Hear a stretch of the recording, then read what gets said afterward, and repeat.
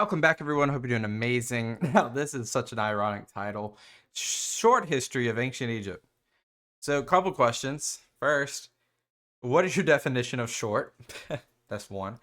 This is Magistra Vitae, of course. The second question is, what is ancient Egypt? Do we consider ancient Egypt all the way from the Old Kingdom to Cleopatra? Do we consider it the Old Kingdom through the New Kingdom? And is the New Kingdom, well, I gotta also think, is the New Kingdom include the Ptolemaic dynasties? I'm not sure. Cannot remember. I really don't know too much about ancient Egypt. This is why we're doing such a long, thorough video such as so. If you're new here, how you doing? If you're old here, how you doing? So we're going to watch this. So if you are like me and you're ready to watch this entire 2-hour video, strap in because we got some fun coming. We might also add a multiplier just to make the video go by a little faster. Without further ado though, let's jump in. As Julius Caesar arrived in Egypt, he gazed upon the great pyramids in awe. These wonders of the ancient world overlooked the Egyptian sands for countless generations. The great pharaohs laid to rest inside them witnessed the Roman arrival, the conquest of Alexander the Great, the decline at the end of the Bronze Age, and the rise and fall of numerous ruling dynasties. As the sands of time kept falling steadily and the world around slowly deteriorated, the pyramids stood firm, ever present on the banks of the Nile. Obviously, don't look anything like they were when they were created, but it is quite impressive that through erosion, a lot of things that we're able to find today from thousands of years ago, they're either shaded by a mountain or a river or a bog or underground for the most part. But the fact that these pyramids are still standing. Now, they've had some maintenance in the last 2 centuries, but before that, they've been basically to the elements of wind, sand, rain, storms, conquest. It's just insane to see the stamina of those ruins. The secrets contained within them would stay hidden for thousands of years. However, our story begins even before the great pyramid builders, in a time of chaos and eternal darkness. In the beginning, there was only a vast primordial ocean. From these ancient waters... Okay, so we're going to be following the creation story of Egypt, the Egyptian religion, the polygamous Egyptian religion, which we've done once before. So the primordial ocean, and then it rises, yeah. arose Atum, the creator. Being all alone in the universe, Atum created Shu and Tefnut. The two siblings eventually got separated in the dark primordial waters. The father, fearing they were lost forever, sent one of his eyes to look for them. Eyes of Horus, right? As the eye searched the darkness, it wept, Right. but soon it found the children and returned them to Atum. Shu and Tefnut had 2 children of their own, Geb the earth and Nut the sky. And we'll go ahead and pause and say that every single time procreation happens in this mythological universe right here, those are also gods, and those will also be gods of something. From them came a set of 4 gods, Osiris, Isis, Seth, and Nephthys, thus completing the first Egyptian pantheon. Shu placed his son Geb beneath his feet and lifted up his daughter Nut. In this way, Shu created a space between earth and sky in which all creatures could live. The sun finally arose for the first time, expelling the primordial darkness. In this first sunrise, the creator Atum took the form of the sun god Ra. And that is one of the most important gods. So Atum is geez, my brain's working really well right now. Ra and Atum are synonymous. Okay. As the tears from the eye of Ra fell to the earth, the first human So that's the eye of Horus. The eye is dependent on the god. That's the eye of Ra. Okay. came into being. Ra assumed the role of the first Egyptian pharaoh and ruled peacefully over all his creations. However, this state of bliss was not to last. As the sun god began to age, humanity started plotting against him. Angered by this, Ra sent his eye to smite them down. As the eye descended on Egypt, the guilty ones escaped into the desert, only to perish. Satisfied, Ra decided This guy loves Star Wars, by the way. And I'm sure we'll have plenty of Star Wars metaphors this video. to end further bloodshed. Seeing this growing discord, Ra grew weary and decided to retire to sail his sun boat across the sky, leaving Osiris in charge of humanity. Osiris ruled alongside his sister wife Isis. Consumed by jealousy, their brother Seth killed Osiris and split his body into several pieces, scattering them across Egypt. Seth took the throne, and Isis traveled the lands looking for the pieces of her dead husband. When she collected all the scattered parts, Isis brought them together and breathed life into them. This revival was only temporary, and in their short time together, they conceived a child, Horus. Although Seth tried to poison the child, So Horus is this kid of Isis and Osiris. on several occasions, he eventually grew to challenge the usurper. As the two deities fought, they disturbed the entire cosmos, and a divine tribunal was called to settle the matter. In the end, Seth was punished and had to join Ra in his sun boat, serving as his protector. Horus was crowned the king of unified Egypt, and his father, Osiris, the king of the underworld. Osiris is the king of the underworld. Horus is the king of the overworld. In time, Horus would pass down his crown to humanity, leaving the dominion of man in the hands of the powerful god kings. Okay. Or at least, that's what the Egyptians believed. Okay, that's pretty good. That's pretty simplified. I now know a little bit more about the streamlined religion now. The lifeblood of ancient Egypt was the powerful Nile River. The steady White Nile flows for thousands of miles from the Great Lake Victoria until it joins with the Blue Nile near Khartoum. And tangent, but the Nile, the waterway, is still like a conversation today. It's like, who owns the Nile and what is these, where do these waters, originate from, and what determines the outflow? So like even modern countries like Ethiopia, gosh, what's that country to the left of Ethiopia? I couldn't tell you. But where do these waters come from? The white and the blue that intersect to hit the Nile and so forth. So we're at Khartoum. The Nile flows for thousands of miles from the Great Lake Victoria until it joins with the Blue Nile near Khartoum. Khartoum. The two rivers then flow together until they split once more, forming a delta on the shores of the Mediterranean Sea. The river brought water and with it life to the vast deserts of Egypt. And the climate was obviously very different as well up here. A lot more green than it is today. The Blue Nile, originating in Ethiopia, was subject to seasonal monsoons, and it would flood the Nile each year. These annual floods regularly brought large amounts of mineral-rich silt, creating one of the most fertile lands in the world. This allowed Egyptians to grow an abundance of wheat, barley, and flax used for the production of linen. The lush lands around the Nile were surrounded by the harsh, arid deserts. To the west lay the vast dunes of the Sahara, and to the east rocky mountains rich in mineral deposits. These deserts provided great natural protection from outside invaders. Since the deserts were not suitable for life, all Egyptian towns were built along the Nile or within rare oases. Yeah. I'm just reading a lot of these. Obviously, some of these cities were erected at different times. The desert sands, unbothered by the annual floods, made a perfect resting spot for the dead. This cultural practice further distinguished the lands of the living around the Nile from those of the dead.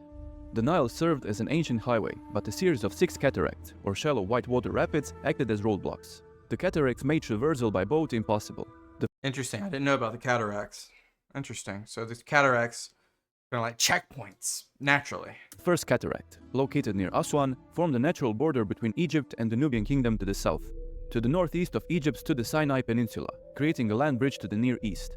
This copper and turquoise-rich area served as an important corridor for transporting armies and resources into the Levant. Numerous commercial hubs sprang up along the Nile Delta, allowing merchants to ferry valuable goods such as gold and papyrus down the river and across the Mediterranean. Which was pre-bronze, well, I guess through the Copper and Bronze Age, this was like the world. Like, I mean, there was obviously things happening everywhere else, but this was like, when we study Western civilization, this is kind of like the pretext of everything right here with the empires that rose in this region. Egypt was divided into 2 distinct regions. In the south, around the Nile Valley, stood Upper Egypt, while Lower Egypt was located around the Nile Delta in the north. Right, and Upper, obviously, because it's where the Nile starts. Although these names might seem counterintuitive to us, the Nile flows from south to north, making Upper Egypt upstream from Lower Egypt. And I wonder with their maps, like, we have an orientation that we're very set in stone with today. But I wonder, like, early mapping, like the earliest cartographical like drawings of Egypt, whether it be in antiquity or even a little bit closer to where we're at today, if it was flipped and because of this homology. Historically, the pharaohs were seen as unifiers of the 2 lands. Egyptian history is divided into three main parts of unified rule when a single pharaoh ruled over both Upper and Lower Egypt. Okay, so that answers my other question. So the New Kingdom does not encapsulate the Ptolemaic dynasties. It goes to about, I guess, like 1050 BC. And it starts in like 2600. These periods are known as the Old Kingdom in the 3rd millennium, the Middle Kingdom in the late 3rd and early 2nd millennia, and the New Kingdom in the late 2nd millennium. The Old Kingdom is preceded by the Predynastic and early Dynastic periods. Yeah, okay. Because I was thinking like 3400 is when it really kicked off. And the Egyptian civilization first developed and eventually unified. Each of the three kingdom periods is followed by times of instability, known as the intermediate periods. So interregnums, etc. The third intermediate period is followed by the late period, when Egypt was conquered by the Persians, and okay, so the Persian Empire, I guess it's the Achaemenids. thousands of years of self-rule came to an end. The late period concluded with the conquests of Alexander the Great, and it was followed by the Ptolemaic and Roman Egypt. Right, the Ptolemaic Egypt, where you get Cleopatra, and then I think somewhere around, can't remember, like 30 BC or something like that. 30 or 26, one of those years. I think 30 something, like 33 BC or something like that. You get Augustus conquering, killing Antony and Cleopatra, and then Rome takes it as a special province. Each of these periods was further divided into a series of ruling dynasties, allowing us to more easily recount the past and correctly determine the chronology of the events. So the dynasties begin around 3000 and it ends in the late period. So when the late period ends and Alexander the Great takes over with his Ptolemaic general Ptolemy takes over, that's when the dynasties actually stop. So that is its own thing. Okay. These dynasties were first devised by an Egyptian priest, Manetho, writing in the 3rd century BC. Instead of writing in his native Egyptian, he wrote his great work, the Aegyptiaca, in Greek for his Ptolemaic king. Okay, I mean, that makes sense. This ensured the work outlived the hieroglyphs, and although it is now lost to history, it was quoted by numerous ancient writers. Although his original division has some inaccuracies, the dynasties are still widely used today. Several king lists that name large numbers of pharaohs have survived, allowing Egyptologists to create fairly accurate relative chronologies. I mean, this thing, like when we think about like vast list of rulers, you think of China, you think of Rome, but this pales both of those. Methods were combined with others, such as radiocarbon dating and recorded astronomical observations, to create absolute chronologies. These joint efforts gave us reasonably accurate dates, although there are still plenty of ongoing debates, and most recorded years should be taken as an approximation. Forming a land bridge with Eurasia, Egypt was in the path of early hominids leaving Africa. The earliest evidence of hominid activity dates back as early as 700,000 BC. Wow. And when we say hominin, that doesn't necessarily just mean Homo sapiens, obviously. You know, you got other things like Homo erectus, Homo habilis, etc. I wonder what species we're talking about here. These were the early hunter-gatherer groups of Homo erectus, there you go, using primitive tools. These groups lived around the Nile for thousands of years until they were eventually replaced by modern humans, the Homo. And let me just also sidebar. There's a lot of sidebar in here. It's just so interesting, guys. For you guys, do you guys care about the history of other hominid species at all? Just curious. Homo sapiens. However, their lifestyle would remain largely the same, consisting of hunting and gathering.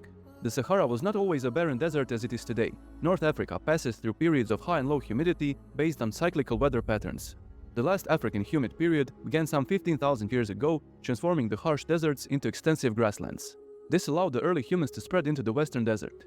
Around 6000 BC, this humid period ended, the desert sands returned, and life was forced back to the banks of the Nile. This green period allowed the early Proto-Egyptians to maintain large herds of domesticated cattle, sheep, and goats. Due to an abundance of animal protein, there was no need for labor-intensive farming, and Egypt lagged behind Mesopotamia and the Levant. However, as the climate shifted and grasslands receded, the Proto-Egyptians were forced to adapt quickly. Farming techniques first developed in the Fertile Crescent were introduced to Egypt, marking the beginning of the agricultural revolution in this part of the world. Obviously, this is through trade and ideas of trade. Wheat and barley, brought from the Near East, would from now on become staples of the Egyptian diet. By around 5400 BC, the first permanent settlements appeared in the Delta region. Meanwhile, the inhabitants of Upper Egypt were still primarily engaged in pastoralism. These nomadic people buried their dead in the deserts. The dry sands would dehydrate the bodies, creating a sort of natural mummy. This natural phenomenon likely gave rise to the later process of mummification that the Egyptians are famous for. The drying climate gradually pushed these nomadic groups closer to the Nile, and by 4000 BC, they too established permanent settlements and adopted agriculture. Okay, so very different societies, upper and lower, not just in like people, but also in lifestyle and burial practices, and also how you eat, how you adapt, and so forth. It all has to do with the climate. These developments occurred only north of the First Cataract, creating a cultural division between Egypt and Nubia. Okay, so this is still separating. So upper and lower Egypt is still separated from Nubia. During this period, the Egyptians started relying on the annual floods of the Nile. The river would rise in July, flooding the nearby areas. When the waters receded in November, they left behind a layer of fertile silt. While the crops grew in these rich lands, they didn't require additional water. By late March, the crops ripened and were ready for harvest. This cyclical pattern led to the three-season calendar of ancient Egypt, consisting of inundation, emergence, and harvest seasons. So Akat, Baret, and Shimu. Inundation, emergence, harvest. Although the flooding of the Nile was reliable, the level of the flooding was not. Too low, and there would not be enough fertile land to feed everyone. Too high, and the waters would bring destruction to farms and villages. This uncertainty would follow ancient Egypt throughout its long history.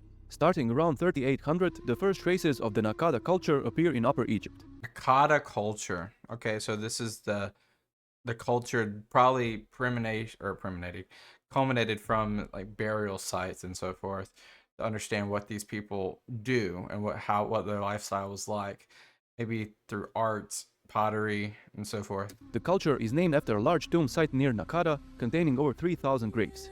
Three significant sites emerged during this period: Nakada, the Golden City; Hierakonpolis, the city of Horus; and Abydos, the future resting spot of the First Dynasty. These early city kingdoms competed for the dominion of the region for centuries. Nakada burials show early signs of funerary practices later used by the pharaohs of the Old Kingdom. The dead were wrapped in linen, laid on their side facing west, and surrounded by offerings. Over time, burial structures became more elaborate, eventually culminating with the construction of the Great Pyramids. The offerings of the dead started varying widely between individuals, showing a degree of social stratification. The richest grave sites were reserved for mighty hunters and warriors. Concurrently with Nakada, a distinct Mahdi culture developed in Lower Egypt. So Akkad culture and Mahdi culture. I'm guessing this is from burial sites we found in Mahdi. Archaeological excavations clearly show that they were lacking in wealth compared to their southern neighbors. The Mahdi were in contact with the Levant and the further Near East. They imported large quantities of copper to replace their stone tools, as well as some precious materials like lapis lazuli. The Mahdi traded these valuable goods with their neighbors to the south. The Nakada culture is divided into three distinct periods. Nakada I was only a regional culture, concentrated in... Okay, that's simple. I was about to say I have to learn three more names, but it's 1, 2, 3. That's usually how cultures are divvied up. Upper Egypt. The Nakada II period is characterized by expansion. Around 3500, Nakada began spreading both up and down the Nile. Wow. In the south, they passed the First Cataract, reaching the borders of Nubia. In the north, they reached far into the Nile Delta, pushing back to Mahdi. The Nakada III period is associated with Dynasty 0 and the first unsuccessful attempts to unify Egypt. So this is more about assimilation and spreading of the culture. The late Predynastic period remains shrouded in mystery. Although the earliest evidence of hieroglyphs appear in some royal tombs, full writing had not yet been developed, and historians must rely on archaeological evidence to piece together the full picture of the early unification of Egypt. The presence of three distinct elite burial sites in Upper Egypt points to the existence of three separate city kingdoms. Those are the previously mentioned Nakada, Abydos, and Hierakonpolis. Okay, so those were the big three in this setting for Upper Egypt: Nakada, Abydos, and Hierakonpolis. Nakada controlled the gold mines in the eastern desert, providing it with immense wealth. Abydos expanded all the way to the Nile Delta, controlling the trade routes with the Near East. And Hierakonpolis ruled over all the Nile Valley south of Thebes to the First Cataract. This gave them access to the southern trade routes towards Nubia and beyond. And what is the relationship with Nubia? Obviously, you have this border region. Is it fair? Is it hostile? The elite tombs show signs of a sudden decline in Nakada, coinciding with an increase in wealth of the northern Abydos. Historians believe Abydos took control of the lucrative desert trade routes and eventually conquered its smaller neighbor in the late 4th millennium. This left the two rival states, Abydos to the north and Hierakonpolis to the south, locked in centuries of fighting for supremacy of the Nile. Okay, so now it's gone from a three-way fight to a binary fight. Eventually, Abydos prevailed, taking control of the entire Upper Egypt. Okay, so now Upper Egypt is unified now. but still you have Lower Egypt. In the final phase of expansion, the kings of Upper Egypt conquered the rest of the Nile Delta, uniting all of Egypt into a single state. Okay, so now you have a unification. The king lists record Menes as the first pharaoh of unified Egypt and the founder of the first dynasty. Okay, so Menes is the first. Okay, Menes the first. However, there is no early archaeological evidence of this name. Most Egyptologists believe he was either King Narmer of Abydos or his successor, Hor-Aha. Okay, so I obviously recognize the name Narmer, as probably you do too. So Narmer is the first pharaoh of unified Egypt. Okay, so this is the first dynasty, right? Some evidence is found on the Narmer palette discovered in a destroyed temple in Hierakonpolis. This finely decorated cosmetic palette depicts King Narmer conquering the Nile Delta. On one side he is wearing the white crown of Upper Egypt and on the other the red crown of Lower Egypt. Right, and I remember now when you combine the two, that is the unified. It's kind of like the Tudor rose. I think of that as a parallel. Some historians believe it was made to commemorate the final conquest of the Delta and the unification of the two lands, while others are reluctant to read it literally. Very interesting stuff so far. Whatever the case may be, around 3100 BCE, Egypt was united under a single pharaoh. And like we just said, this is going to start everything. Ruled an immense area, from the Mediterranean in the north to the first cataract in the south. This makes ancient Egypt the first recorded nation-state. Interesting. Any, I mean, 3100, that kind of like, that holds, I think. I think that holds. I mean, there's definitely cities that predate this. But I think that holds. Nation-state. The transformation from early village communities to full unification lasted only about 400 years, an exceptionally brief period. It's unclear how the Egyptians developed this shared identity so rapidly, while other early civilizations remained locked in a perpetual struggle between rivaling city-states. Some historians have suggested that the ease of traversal along the Nile allowed the rise of a strong central authority. That actually, that tracks. At the pinnacle of this central authority was, of course, the pharaoh. The early pharaohs positioned themselves as god-kings responsible for preventing primordial chaos from overtaking the lands. Kind of like an early form of divine right of kings. They were seen as earthly incarnations of the god Horus himself, and upon their death, they would join the Egyptian pantheon.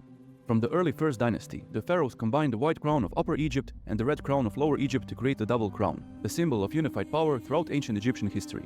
These crowns were made from organic materials, and none have ever been discovered. So we're only going off the palettes. They are only attested to in hieroglyphic inscriptions and artworks. When the pharaohs were buried with all their worldly possessions, the double crown was not buried with them. This has led some historians to believe that only one double crown existed at any given time. Interesting, kind of like an HRE. Being passed down from one pharaoh to the next. The ancestral seat of the early pharaohs was Abydos, located far from the Nile Delta in the heart of Upper Egypt.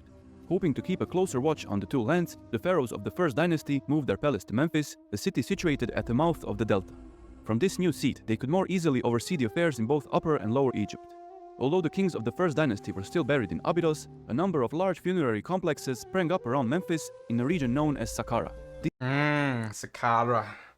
Interesting. And now this is going to give rise to the region that develops as what we know as ancient Egypt, up in the lower part, where also the pyramids are and so forth. These served as the tombs of early Egyptian officials. To efficiently control such a vast territory, the Egyptian pharaohs relied on a widespread network of bureaucrats. Egypt was divided into 42 regions called nomes, each governed by a chief official known as the nomarch. This system allowed for a more methodical approach to governance from very early on. The primary duty of these regional officials was tax collection. The Egyptians quickly realized that the level of inundation of the Nile was a fairly accurate predictor of agricultural yields. Scholars would record the levels of the Nile each year and calculate the appropriate levels of taxation. Smart. The taxes in ancient Egypt were paid in the form of raw produce. These collected goods were then used by the central authority in various ways. Some goods were used directly to pay the bureaucrats and other state employees. Others were sent to state-run workshops to be transformed into valuable trade goods. The remainder was distributed among great warehouses scattered across Egypt. These goods would be used in times of crisis to avoid widespread famines and the accompanying uprisings. And usually, these types of mitigations through the system are only done because they've dealt with something prior. With an effective taxation system in place came a sharp increase in state wealth. This wealth was used to construct the aforementioned graves around Memphis, as well as royal burial structures in Abydos. These new monuments dwarfed anything present in the Predynastic period. Deceased pharaohs were accompanied by exceedingly rich offerings and even human and animal sacrifices. Yeah, It's part of it. This It's part grim of it. practice was abandoned by the end of the First Dynasty and never reappeared in ancient Egypt. Well, that's good. They had some progressive. You can already tell that there's like a progressive like nature to a lot of this. Another major use of large-scale labor was the construction of canals along the Nile. These canals expanded the floodplains of the Nile, further increasing agricultural yields across the country. Further increasing wealth, further increasing population. This extensive level of bureaucracy would not be possible without the use of writing. As previously mentioned, the earliest hieroglyphic signs appear in royal tombs of Abydos around 3250 BC. They were used to write the names of kings or label grave offerings. By the mid-First Dynasty, around 2900, the hieroglyphic inscriptions became more elaborate, containing multiple ideas within a single inscription. By the Second Dynasty, complete hieroglyphic sentences started appearing, with the first such inscription dated to the reign of King Peribsen. He of Seth has joined the two lands for his son, the dual king Peribsen. Seal of Peribsen. Interesting. Around 2750. Hieroglyphic scripts consisted of ideograms, signs representing words or ideas, and phonograms, signs representing sounds. Simple words like bird, man, or king could be written using ideograms, while more complex words like pharaoh names had to be written using phonograms. Initially, upwards of 1,000 hieroglyphic signs.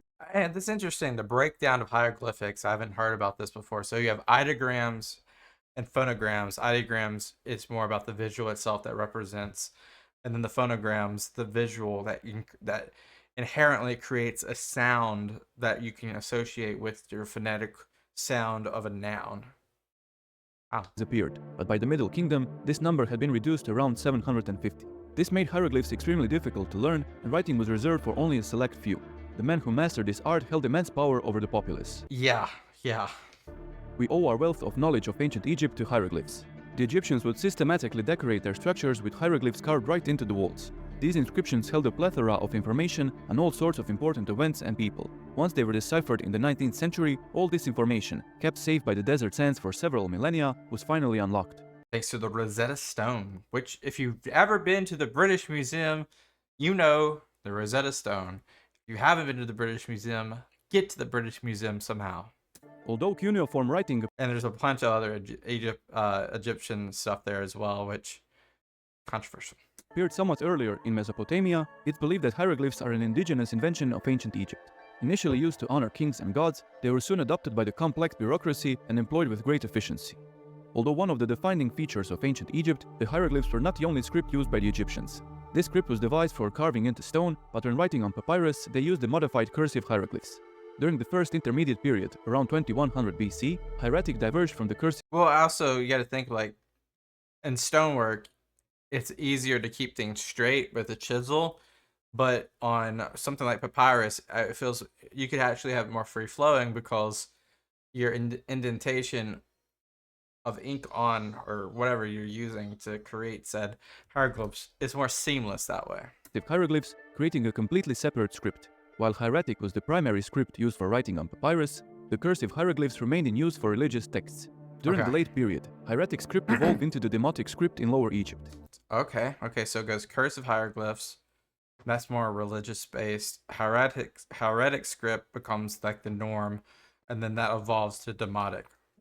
Demotic was eventually adopted by the rest of the Egyptian state, becoming the primary writing system in Egypt. These ancient Egyptian scripts were seen as pagan, and in the 3rd century CE, with the spread of Christianity, the Egyptians adopted the modified version of the Greek alphabet known as Coptic. Okay. Coptic survived to this day and is still used by some Christian denominations. When Arabic replaced Egyptian as the main language of the region, ancient Egyptian language survived through Coptic, making it one of the crucial pieces in the decipherment of the hieroglyphs. For the Rosetta Stone. The first cataract marked the southern border of early dynastic Egypt. Just downstream from the cataract lies Elephantine Island.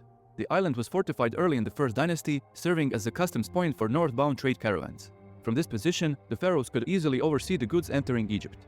This lucrative exotic goods trade was controlled by the Nubians. The insatiable appetites of the Egyptian ruling class made the Nubians exceedingly wealthy, and the pharaohs feared the rise of a rival power. Quick military intervention put a firm stop to these concerns. King Jer, the third pharaoh of the First Dynasty, led a large military campaign to the south. He conquered the entire Lower Nubia, the region between the First and Second Cataracts. Wow, so now the territory went even more expansive now. So now you have all the way to the Second Cataract, and I guess ambition, but also mitigation of potential issues of rivals are going to create a continuous appetite for expansion, I'm imagining. The Nubian Group A culture, which had been flourishing in the region, completely disappeared from Lower Nubia.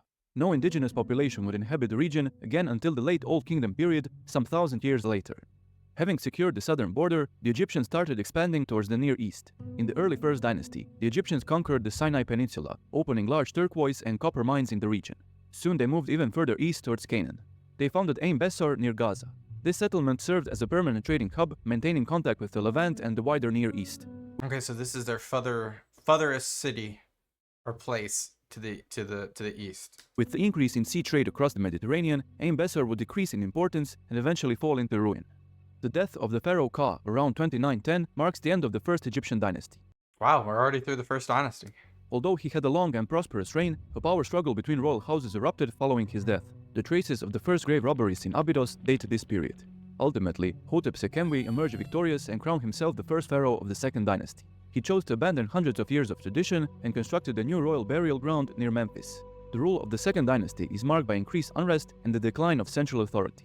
Rebels in Lower Egypt gained independence, pushing away the power of the pharaohs. King Peribsen abandoned the royal seat in Memphis, moving his palace and his burial chambers back to Abydos. Peribsen is entirely unique among Egyptian pharaohs. The pharaohs could write their name in a decorative frame called a cartouche. Okay, cartouche. So you get like a little frame, kind of like your name tag or like your nameplate or something like that. Calling card. It was meant to protect the pharaoh from evil spirits in both life and death. The cartouche would later play a key role in deciphering the hieroglyphs. It evolved from the boxy serech, which dates back as far as 3400 BC. A falcon, representing the god Horus, was often perched atop the serech. However, Peribsen's name is written with the Set animal, and not the falcon on top.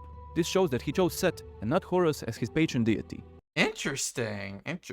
Kind of crazy. He was the only pharaoh in Egyptian history to do so. With Egypt on the verge of falling into the chaos of an intermediate period so soon after unification, a powerful figure arose in the south. Around 2690, Chasechem ascended to the throne of Upper Egypt. His very name means the power has appeared. Chasechem waged a fierce campaign in the north, subduing the rebels of Lower Egypt and once again uniting the two lands. To commemorate his victory, he adopted the name Chasechemwi. The two powers have appeared. His name was adorned with both the falcon wearing the double crown and the Set animal. Okay, so now the cartouche is evolved into two animals on top. Interesting. Symbolizing the union of these two gods It's got the little hat too. within him. Egypt prospered under Chasechemwi's rule. He expanded Mediterranean trade routes towards Byblos, importing cedar trees, important for the construction of large seafaring ships, and tin, a rare metal crucial for the production of bronze. Yes. With the increase in state revenue and access to superior bronze tools, Chasechemwi initiated the construction of countless monuments across both Upper and Lower Egypt. When we say I already almost said it. When we say monuments, are we talking obelisks? He built a vast temple complex in Hierakonpolis, a massive royal tomb in Abydos, and a massive structure known as the Great Enclosure in Saqqara. So he's a builder. He was by far the most prolific builder of early Egyptian history, and his prosperous reign would set the stage for the construction of the Great Pyramids. Chasechemwi's death marks the end of the early dynastic period. He was succeeded by Zoser, the first pharaoh of the Third Dynasty and the first ruler of the Old Kingdom. Okay, so Djoser begins the Old Kingdom. As soon as Zoser ascended to the throne, he began construction of his burial palace. And which was a pyramid. The credit for the construction of his masterpiece goes to his Grand Vizier and chief architect, Imhotep. Imhotep. Very famous guy. The king chose a site in Saqqara near the Grand Enclosure. Previous royal tombs had been built from mud brick, but Imhotep decided to construct his magnum opus out of stone, creating the world's first massive stone structure. The Egyptians reused the readily available stones from the Grand Enclosure to speed up the construction. They built a massive mastaba tomb above the king's burial chamber. The monument dwarfed everything previously built in Egypt, but Imhotep's grand design was not yet finished. Once the first layer was completed, he built another smaller mastaba on top of it. He repeated this process until he had a series of 6 layers stacked upon each other. Was this the step pyramid? Thus, he created the world's first stepped pyramid. Yeah. So as you can see, this is like modern day, what it looks like. Not there. You don't have your typical pyramid. You have like your stacked pyramid here, almost like a wedding cake of some sort.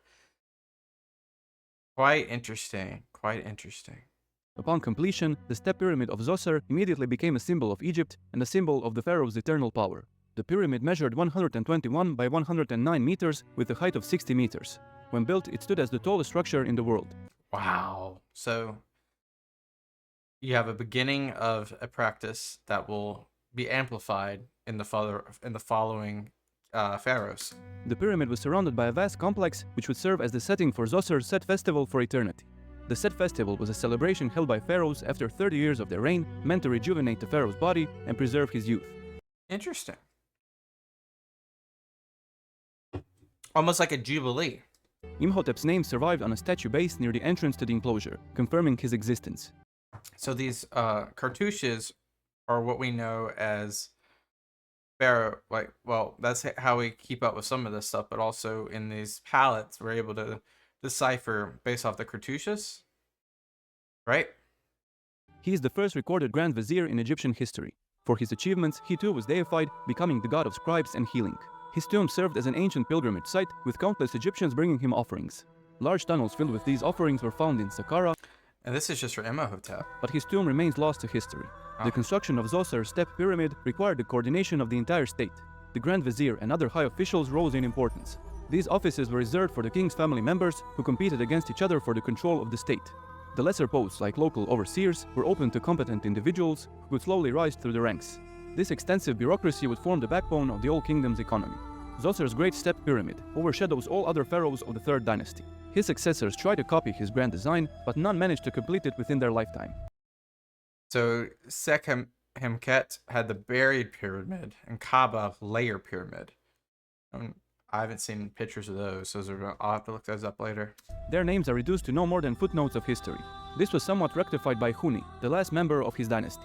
Instead of building a single grand pyramid, Huni ordered the construction of numerous smaller stepped pyramids across Egypt. Although his achievements are nowhere near as impressive as his predecessors, these smaller pyramids served as constant reminders of the pharaoh's authority throughout Egypt. Yeah, I mean, you can't really move stone like you can move a person. 7 stepped pyramids, scattered across regional centers, were built in total. Huni was succeeded by Snefru, the first pharaoh of the 4th dynasty and perhaps the most prolific builder in Egyptian history. Really? So Snefru is one of the most prolific builders in Egyptian history.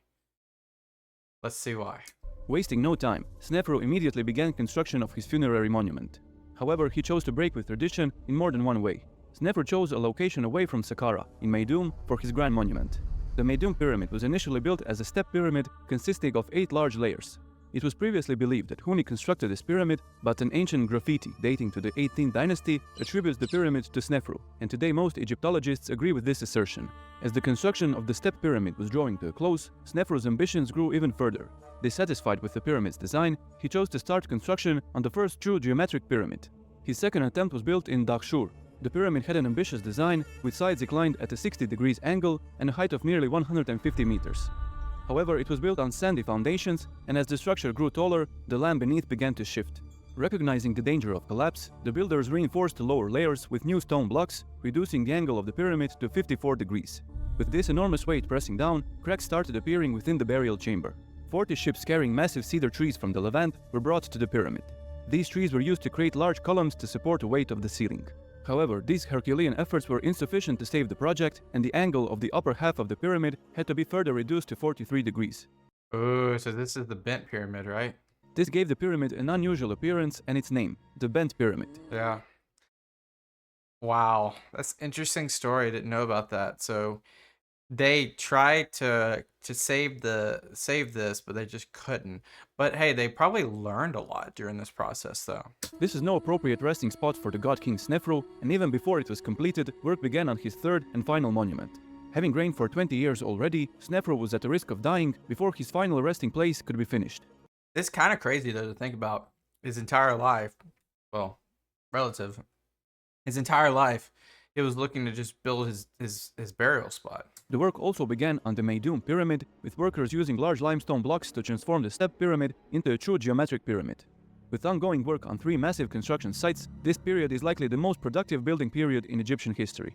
Yeah. The Meidum pyramid was not designed with this conversion in mind, and eventually its sides collapsed into a massive heap of rubble at its base. The work had to be abandoned, and all efforts were focused on the Red Pyramid in Dahshur. Using all the knowledge gained from the 2 failed attempts, the Red Pyramid was constructed in as little as 10.5 years. It was built on solid bedrock with a 43-degree angle, the same as the top half of the Bent Pyramid. Wow, that's pretty cool, though. Like, that's geometrically sound. It reaches a height of 105 meters. The Red Pyramid was completed around 2590 BC. Snefru successfully finished his greatest project before his death, leaving Egypt with one of its most striking monuments. Is this where Snefru is buried? Was buried? Originally, the pyramid was lined with white limestone blocks, but during the Middle Ages, they were repurposed for the construction of Cairo, exposing the reddish limestone blocks that had been hidden beneath. This reddish hue gave the pyramid its name. Snefru had to mobilize the entire state for the construction of his 3 great monuments. Large trade expeditions were sent to the Levant to procure the much-needed timber. It's kind of crazy that the entire economy was focused on where he died. Snefru led large military campaigns to Sinai, conquering local tribes and expanding the pharaoh's authority. He opened new turquoise mines in the region, flooding Egypt with valuable turquoise jewelry. He established new regional centers in the south to replace the old seats of power. Dendera displaced Abydos, Thebes grew at the expense of Nakada, and Edfu replaced Hierakonpolis. Okay, so you got new places on the map: Dendera, Thebes, Edfu in Upper Egypt. These places are going to dwarf the old, like Abydos and what was the other one? Hierakonpolis and Nakada.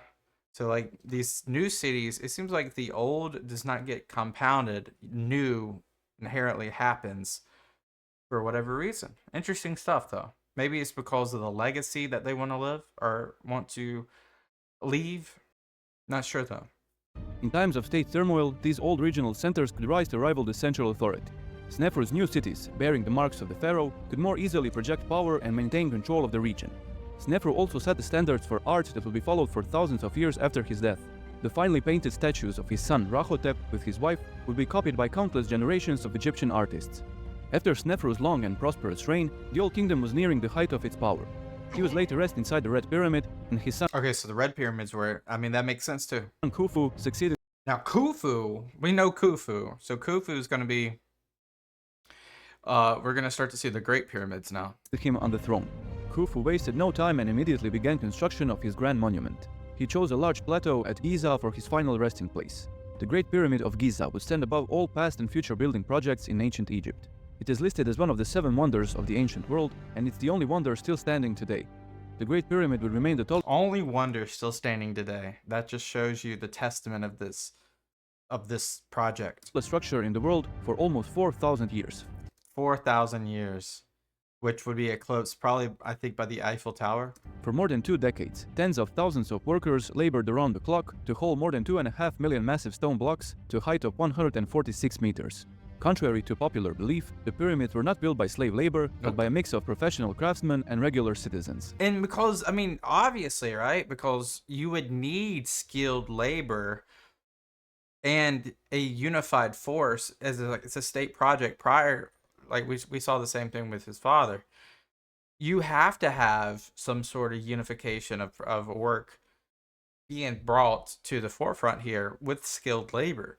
You can't just, create thousands and thousands of slaves. I mean, now, I will say that there's probably a caveat to all of this. How did the limestone get, like the construction, the layering, the geometry, 100% professional craftsmen. But I actually hesitate to tell you that the moving of this stone, the moving of the logs, the moving of everything, I don't know. Like, it could have been a huge forced labor pool to do a lot of that stuff. It would make sense that would be the truth. This massive workforce had to be supported by thousands of tool makers, bakers, brewers, administrators, and other professionals. During the inundation of the Nile, when the fields were covered with water and no farming could be done, Khufu could mobilize large masses of free farmers to toil on his monument. This forced labor was seen as a form of taxation of the peasants. Okay, there you go. The Giza Plateau is surrounded by large quarries that provided most of the stone blocks necessary for the construction of the pyramids. However, the white limestone used for casing the pyramid Went very far away. had to be transported across the Nile from the Tura quarry. Yeah, that's pretty far away. Massive granite blocks used above the king's burial chamber were brought from as far away as Aswan. A massive wooden ship was buried near the pyramid. The desert sands protected the wood, and So crazy. So this goes back to the primordial ocean. historians managed to reconstruct it. It remains in good condition even today. Wow. This ship was likely used for the pharaoh's final journey across the Nile. Remarkably little is known about Khufu aside from his burial monument. The pyramids were not inscribed with hieroglyphs, and most of the papyrus records have long since disintegrated. Some scholars, including the Greek historian Herodotus, believe Khufu was a tyrannical ruler who forcibly conscripted large masses of farmers to work on the pyramid. The official records make no mention of the pyramid's death toll, but a large number of human skeletons showing marks of fractures and other injuries have been discovered. Other historians believe that the Egyptians regarded this back-breaking work as a necessary duty in honor of their ruler. In one of the great ironies of history, the only certain image of Khufu that survived from his own time is a tiny ivory carving found among the ruins of Abydos. Khufu was succeeded by his son Djedefre. Djedefre lacked the ambitions of his predecessors, and he built only a small pyramid far away from Giza. Crazy to think about how you had Snefru, Khufu, and now Djedefre, and Djedefre is like, I ain't doing all that. Or did the coffers and the exercisement of what happened prior with Khufu exhaust Egypt to where Djedefre had no choice? He is notable for being the first pharaoh to incorporate the god Ra into his name and introducing the royal title Son of Ra that will be used by all future pharaohs. Okay. Under his patronage, the cult of Ra rose to prominence, and Ra replaced Horus as the chief deity in ancient Egypt. Djedefre was succeeded by his younger brother Khafre, who returned to Giza and to the Great Pyramid building. Yep. Out of respect for his father, Khafre built his pyramid slightly smaller.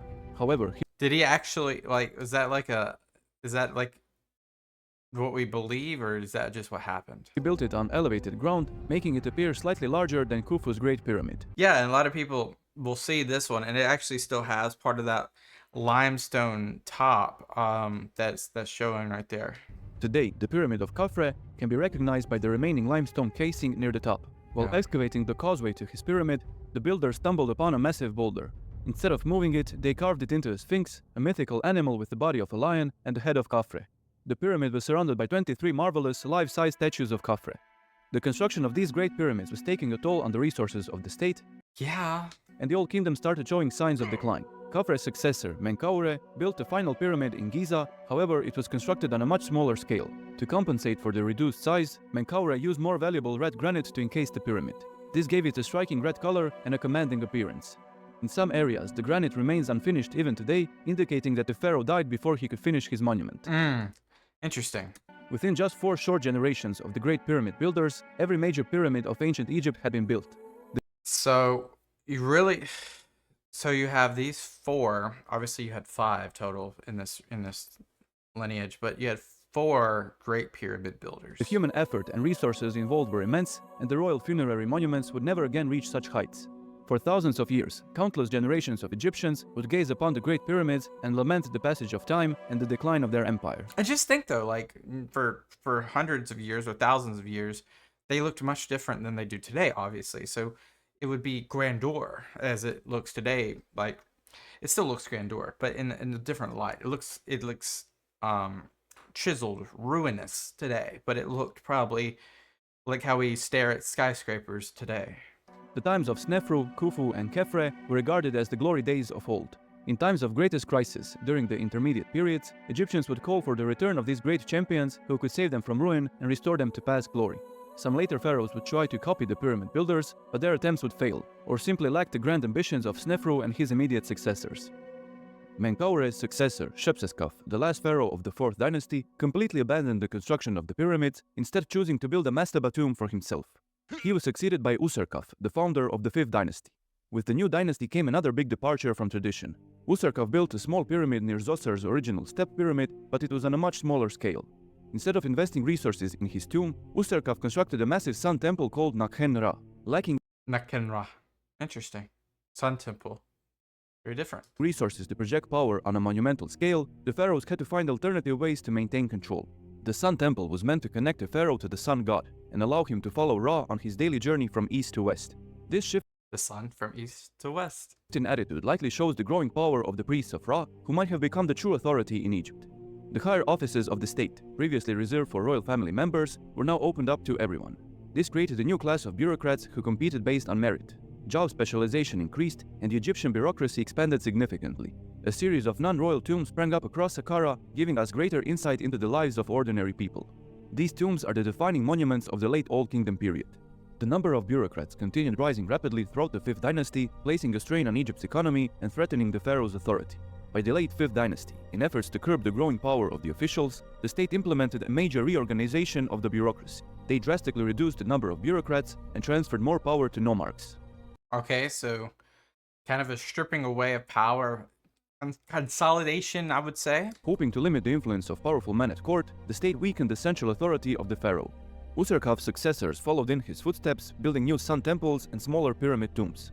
What these pyramids lacked in size, they made up for in lavish decorations. I feel so bad for them. I mean, look, their pyramids just, it's like a pile of sand now. Countless scenes of gods and kings were carved into their walls. These decorations reached their height with Unas, the last pharaoh of the 5th dynasty. He Oh, that's pretty cool. extensively decorated his burial chamber and, more importantly, meticulously carved numerous hieroglyphs on the inner walls of his monument. These hieroglyphs, known as the pyramid text, contain prayers and magical spells intended to safeguard Unas in the afterlife. He was the first pharaoh to inscribe the walls on his funerary monument, but he would not be the last. Unas died without having a son who could inherit the kingdom.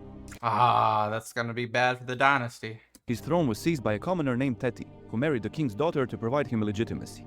And so began the 6th dynasty of ancient Egypt in times of uncertainty and court intrigue. Teti surrounded himself with extremely loyal courtiers, but this would not save him. He was likely assassinated by the late king's family members. He was succeeded by his son and chosen heir, Pepi I. He would reign for 40 years, and much of the information on this period comes from the tomb of one of his most trusted advisors, Veni. Veni rose from a lowly position of a storehouse custodian to one of Pepi's closest advisors. Veni reportedly discovered a harem conspiracy, a plot by one of the king's minor wives to kill his chosen heir and put her son on the throne. What? What in the Rome? Being close to the king and having access to his harem, Veni uncovered the plot and brought the culprits to justice. Other inscriptions in his tomb reveal that Egypt's decline was clear even to outsiders. The Bedouin tribes in the north, who had long feared the pharaohs, now saw an opportunity to strike. You know, when you get outside incursions, you know that your internal struggle is being shown to the world. Fertile lands around the Nile were always a tempting target. According to his inscriptions, Veni waged campaigns in the north to push back the sand dwellers on 5 separate occasions. As Egypt's power was waning, the Nubians in the south began rising again. A confederation of Nubian chieftains emerged in Lower Nubia, challenging the pharaoh's authority. It was now only a matter of time before the central authority failed. During these turbulent times, Pepi II, a boy of 6, ascended to the throne. See, and I know there's a few pharaohs that are like very young, like under 10. Obviously, one of the Tutankhamun was one of the most famous examples. But there's so many pharaohs that are, and this happens not just in Egypt, but all over the world. When you have monarchies, you have an heir that becomes king or shah, pharaoh, synonymous words, at such a young age that their authority is dictated by the circle around them, not internally through them until they become of age. So a lot of times administrations actually don't change because of that, or it gets worse because the surrounding council does not dictate the same sort of, like, I guess, hammer as like a actual king would do, but sometimes they do. According to some accounts, Pepi II would go on to reign for more than 90 years, making him the 90 years. I don't know about that. to the throne. According to some accounts, Pepi II would go on to reign for more than 90 years, making him the longest ruling monarch in not only Egyptian but world history. Yeah, we'll question that a little bit. We're going to put an asterisk on that because that would mean if he took it at 6, he died at 96. Not to say that's impossible. Not to say that no one could live to 96. It would be an anomaly. It would be quite an anomaly. And if anyone could live that long, it would be a royal because of the treatment medicinally, nutritionally, and so forth. But we're just gonna put an asterisk on that because, yeah, that's like Queen Elizabeth II, Sun King territory, where you just, I don't know, man. That's quite sus. That would be 90 years. We'll say 70. We'll put 70. We'll put These 70. accounts are sometimes questioned, but records indicate that his reign lasted at least 65 years, still a remarkably long period for that time. Okay. His reign is marred by the continued decline of the Old Kingdom. Nubians in the south gained independence, the Bedouins continued their incursions towards the Nile, and nomarchs kept wresting power away from the central authority. Powerful regional overseers started dynasties of their own, and positions that were once granted by the pharaoh to his loyal subordinates were now hereditary. Okay, so now the pharaoh actually loses power because of that, because now it's not a centralized authority figure giving out these roles. It's more independent roles, and this actually weakens the state because of this. A series of low Nile inundations is recorded during his reign, causing widespread famines. Royal storehouses, which could once step in to relieve the suffering, were long abandoned. Some historians have connected these droughts to the 4.2 kiloyear event. Okay, I really haven't ever thought about this. 4.2 kiloyear event. Okay, and now you have four big, well, I wouldn't say big. You have four civilizations here: the old Akkadian, Indus civilization, and Langzhou culture. One of the most severe climate change events of the Holocene epoch, which caused severe droughts across Afro-Eurasia. This globe-spanning event is sometimes blamed for the fall of the Lingzhou culture in China, the Indus Valley civilization in India, the Akkadian Empire in Mesopotamia, and the Old Kingdom in Egypt. This connection, So it's kind of like a Bronze Age collapse before the Bronze Age collapse. however, cannot be definitively established with current archaeological evidence. The long reign is usually associated with the stability and prosperity of the state, but Pepi II outlived most of his sons and chosen heirs. As he approached the end of his long life, a political crisis was brewing in his court, with his numerous successors vying for control of the crumbling kingdom. When Pepi II died, around 2200 BC, the Old Kingdom died with him. What followed was almost 200 years of uncertainty, known as the First Intermediate Period. Okay, so this is the first intermediate period where, I don't know, is warlords the kind of like, are nomes, like, are they like the pocket rulers at this time? Like, who is de facto in charge? Complete collapse of the state and the ruling authority is often accompanied by the collapse of the economic system. However, the archaeological record shows a different picture. While the royal court was almost entirely diminished, the average Egyptian enjoyed a higher level of prosperity. Archaeologists have found evidence of intricate, non-functional objects. They have also discovered imported luxury goods and rare metals, indicating that trade with the Levant continued into the intermediate period. Pepi II was succeeded by a series of weak and poorly documented kings, bringing the 6th dynasty to an end. According to Manetho, the 7th dynasty consisted of 70 kings ruling for 70 days. Oh, I was about to say, what? Although most likely invented, it clearly demonstrates the instability of the intermediate period. In reality, 20 years following Pepi's death saw as many as 17 different rulers on the throne, with only one managing to hold the position for more than a year. Jeez, and that's just 3 years. It seems like it almost feels more like a consular type position at this point with that turnover. You can't imagine they all were assassinated or deposed, right? It seems like it almost becomes not hereditary, but more of a ceremonial slash authoritative role that might have been a elective position. You always got to think about things like this. Like, are things the way they are told or the way they are? But if we don't know, especially in these interregnum periods, we got to start coming up with hypotheses, right? Otherwise, we're just going to be stuck in our ways. So I'm wondering if it was more like a consular type rule. These rulers, collectively known as the 8th dynasty, ruled from Memphis over a likely divided Egypt. The nomarchs finally wrestled power away from the central authority, recognizing the kings in name only. Some of them would rise to control several provinces, creating a localized base of power. The most powerful of these nomarchs were based in Heracleopolis, the city near the entrance to the Fayoum oasis. They eventually overthrew the pharaohs in Memphis, and Kheti crowned himself king of Egypt, establishing the 9th dynasty. Although he styled himself like the great pharaohs of old, his domain was likely limited to the region between Memphis and Asyut, known as Middle Egypt. Other nomarchs gained prominence in Upper Egypt, with their funerary inscriptions making only cursory mentions of the supposed kings in the north. The most notable provincial overseer during the early kings of Heracleopolis was Ankhtifi. Starting his career as the nomarch of Hierakonpolis, he soon conquered Edfu and forced Aswan into a military alliance.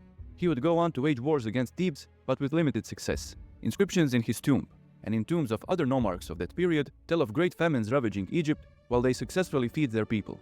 It's unclear if these famines were real, or more likely, just a literary invention used to bolster the prestige of the tomb's owner. Soon after his... Well, we should be able to know, like, through weather patterns and some evidence from maybe ice caps or something. We should be able to kind of like guess. death, Intef the Great took control of Thebes. He held the title of nomarch and overseer of the priests, uniting political and religious authority. He conquered the southern provinces previously controlled by Ankhtifi, greatly increasing Theban power. Intef proclaimed himself the great overlord of Upper Egypt, and Dendera joined his cause. With this, he had at least 5 nomes under his control. Intef the Great is considered the founder of the future 11th dynasty. As such, he was honored by several later pharaohs, some of who came along after the death of his dynasty. Recognizing a rival power was rising in the south, the kings of Heracleopolis installed the loyal governor in Coptos, situated between Thebes and Dendera. Coptos was an important town guarding the access to the desert trade routes. If it were to fall, the Thebans would have easy access to the holy city of Abydos and the Heracleopolitan heartland. Hostilities soon broke out between the southern nomarchs. One of Intef's successors, the confusingly named Intef I, conquered the desert routes, cutting off Coptos from Heracleopolis. Surrounded, Coptos soon fell, and Intef I united the southern nomes under his rule. He took the title Son of Ra and crowned Here comes the pharaoh. himself dual king of Egypt. His intentions were plain for everyone to see. The path was now open to Abydos, the administrative center of Upper Egypt, and an all-out war broke out between Thebes and Heracleopolis. So someone's got to come out on top. Successor to the throne, Intef II was a competent military leader, inspiring fanatical devotion in his generals. He conquered Abydos in the north and expanded into parts of Lower Nubia in the south. For the first time in over a century, the Egyptians controlled lands beyond the First Cataract.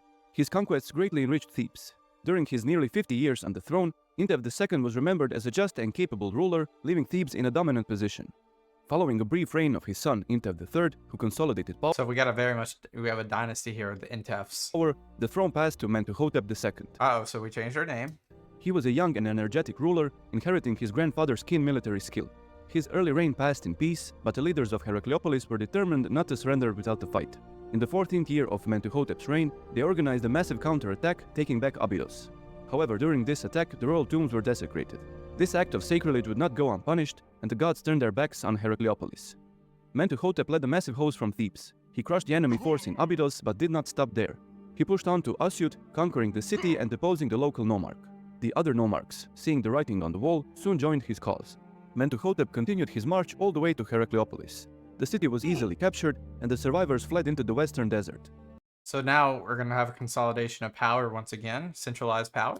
Although Mentuhotep II was now the sole ruler claiming kingship of Egypt, the land remained divided. It would take him another 25 years to finally subjugate rebellious Lower Egypt. And just like that, we're in the Middle Kingdom. That is crazy how quick the intermediate period went by. But I mean, not really. That's still 170 years, right? And took the title Uniter of the Two Lands. All right, so we have another uniter. Finally marking the end of the first intermediate period and the start of a new age of prosperity, known as the Middle Kingdom. Having secured his kingdom and his place in eternity, Mentuhotep implemented a series of sweeping reforms. Some of the power once given to the nomarchs in the late Old Kingdom was taken back, strengthening the central authority. Thebes was made the new capital of the unified kingdom, and influential Theban families loyal to the king were Okay, so this is when Thebes becomes the capital, 2016 BC, or otherwise known as the start of the Middle Kingdom. installed in positions of power. Mentuhotep re-established control over Sinai, reopening the old turquoise and copper mines. He also established dominion over the desert oasis, further expanding Egyptian influence. After a long line of kings with no adequate burial monument, Mentuhotep II would construct a massive tomb near Thebes known as Deir al-Bahari. The stones of his mortuary complex Oh, this is near Luxor? were later repurposed by the pharaohs of the 18th dynasty. Mentuhotep's successors were weak, and the Or is that something different? Because that looks very much like the Valley of the Kings. nomarchs fought to take back the autonomy they had recently enjoyed. Amidst this chaos, his grandson Mentuhotep IV was deposed by his vizier Amenemhat I, who crowned himself the first pharaoh of the 12th dynasty. The 12th dynasty is one of the most stable and longest ruling in Egyptian history. 8 monarchs ruled for a combined 190 years. Under their leadership, Egypt rose to new heights both politically and artistically. The Old Kingdom is known for its pyramids, and the New Kingdom for its grand temples. In contrast, the Middle Kingdom lacks instantly recognizable monuments. However, this should not be seen as a sign of weakness. The wealth of the Middle Kingdom is reflected in its great literary works, with most of Egypt's best-known books dating to this period.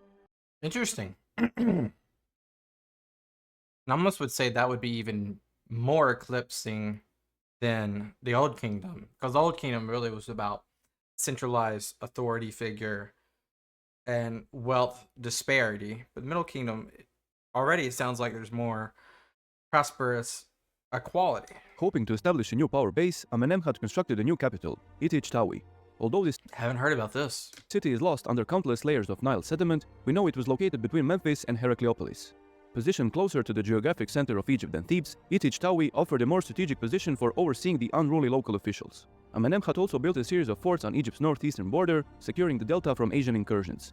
Amenemhat I never forgot his unlawful ascension to the throne, and he feared the rise of rival claimants. Yeah, when you rise a certain way, you fear the certain way. Effort to secure his family's place at the top of Egyptian politics, he implemented a radical policy. He crowned his son Senusret I as co-regent, and the two ruled Egypt together for nearly 10 years. The co-regency will remain a prominent feature of the 12th dynasty. Ah, so kind of allows the power base to stay. When you have an heir, you also kind of like help your power base with that insurance, but this ensures it currently. Amenemhat was perhaps right to fear insurrection. Around 1962 BC, while his son was leading a military campaign in Libya, Amenemhat was assassinated. Upon hearing the news, Senusret rushed back to Egypt. The co-regency proved successful, and Senusret, who had already reigned for 10 years, accrued enough political power to quell the insurrectionists and maintain control of the throne. He used his father's death as a propaganda tool, commissioning a great work of literature based on the assassination. Using it as a pretense for an extensive crackdown of the opposition, Senusret was seen as a devoted son rather than a tyrannical ruler. That could have been easily flipped the other way, too. During the turmoil at the end of the 11th dynasty, the Nubians once more gained independence in the south. Several figures rose to prominence, even adopting the Egyptian royal titles. This direct challenge could not be tolerated, and once order was restored at home, Senusret turned his sights to the south. He led a large military expedition, conquering Lower Nubia and enslaving the local population. This gave them access to the rich gold mines east of the Nile. The Egyptians built a large fort on the Second Cataract to watch over the rich lands of Kush to the south. During the reign of Senusret's successor, So that was the kingdom of Kush. Amenemhat II, Egypt became a major international power. In the foundations of a temple near Thebes, 4 copper chests bearing his name were uncovered.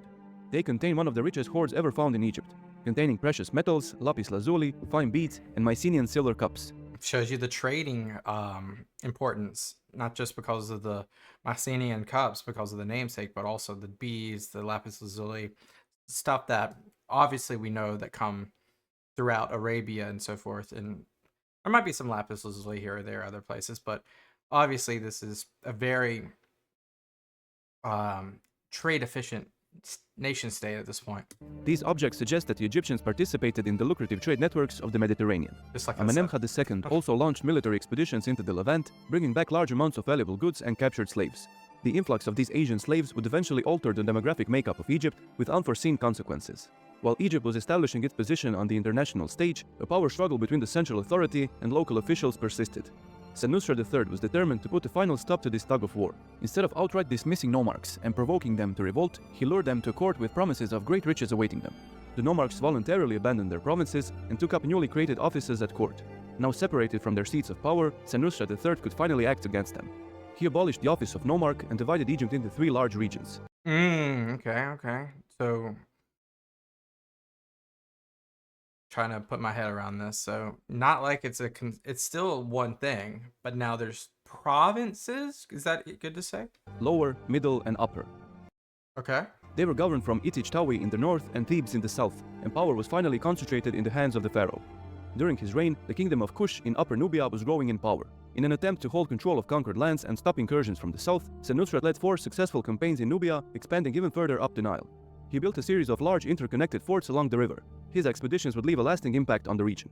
And it's such an interesting parallel between what they're doing here and then what we see on the Rhine in 1800 years from now, 1900 years from now in Rome during the Roman Empire. It's more about perceiving influence via strength and building, because you could say I own these lands and it may or may not be followed, but when you build forts, it kind of deters the incursions. During the New Kingdom, Senusret III was deified and worshipped as a god of war. Some Greek writers place him second only to Alexander the Great. This shows that he was well remembered and his actions highly exaggerated in the first millennium. The pharaohs of the 12th dynasty tried to emulate their great predecessors of the Old Kingdom by building pyramid tombs. The height of this construction and the height of the Middle Kingdom came during the reign of Senusret's successor, Amenemhat III. Returning to the roots, he built his pyramid as Dahshur. However, the pyramid was placed on weak foundations and began to crack even before it was finished. Interesting, though, that some of the core still stood. It has since collapsed, revealing the core of dark mud brick, giving it the name Black Pyramid. Unperturbed, Amenemhat started construction of his second pyramid in Fayum. It was made from mud brick and encased with white limestone from Tura, giving it the appearance of great pyramids of old. Today, it is no more than a crumbling mound. During his reign, friendly relations were It really just depends on the foundation, it seems. established with Palestine, and a large number of Asiatics came into Egypt, settling around the Nile Delta. These Semitic-speaking peoples were experienced desert travelers. They were employed for the king's paramilitary police force to patrol the western desert. This substantial Asiatic community would soon leave a lasting mark on the history of ancient Egypt. Amenemhat III had no male heir who could inherit the throne. He crowned his aged relative Amenemhat IV as co-regent, but he too would die without an heir. The throne then passed to Amenemhat III's daughter, Sobek-Nefru, the first confirmed queen of Egypt. That I was about to say, the first queen of Egypt is in 1807 BC, here in the Middle Kingdom. Sobek-Nefru. She tried to assert legitimacy through 5 years? connection to her father, but she ruled for only 4 short years. With her death, one of the longest ruling dynasties in Egyptian history came to an end. During the first intermediate period and the early Middle Kingdom, Egyptian religious beliefs underwent a significant shift. Osiris, once a regional god from Upper Egypt, rose to national prominence. He was merged with the god of the underworld from Abydos, and his cult became one of the most important religious institutions in Egypt. Funerary practices across the Nile Valley evolved to reflect this change. The pyramid texts, previously reserved solely for the royals, were now inscribed on the coffins of wealthy commoners and nobles alike. Abydos became a pilgrimage site, with countless Egyptians coming to pay respects and secure their place in the afterlife. Interesting. So the plethora, not the plethora, now a plethora of people that can enter the afterlife in the same regard via the gods as the divine right of the pharaoh.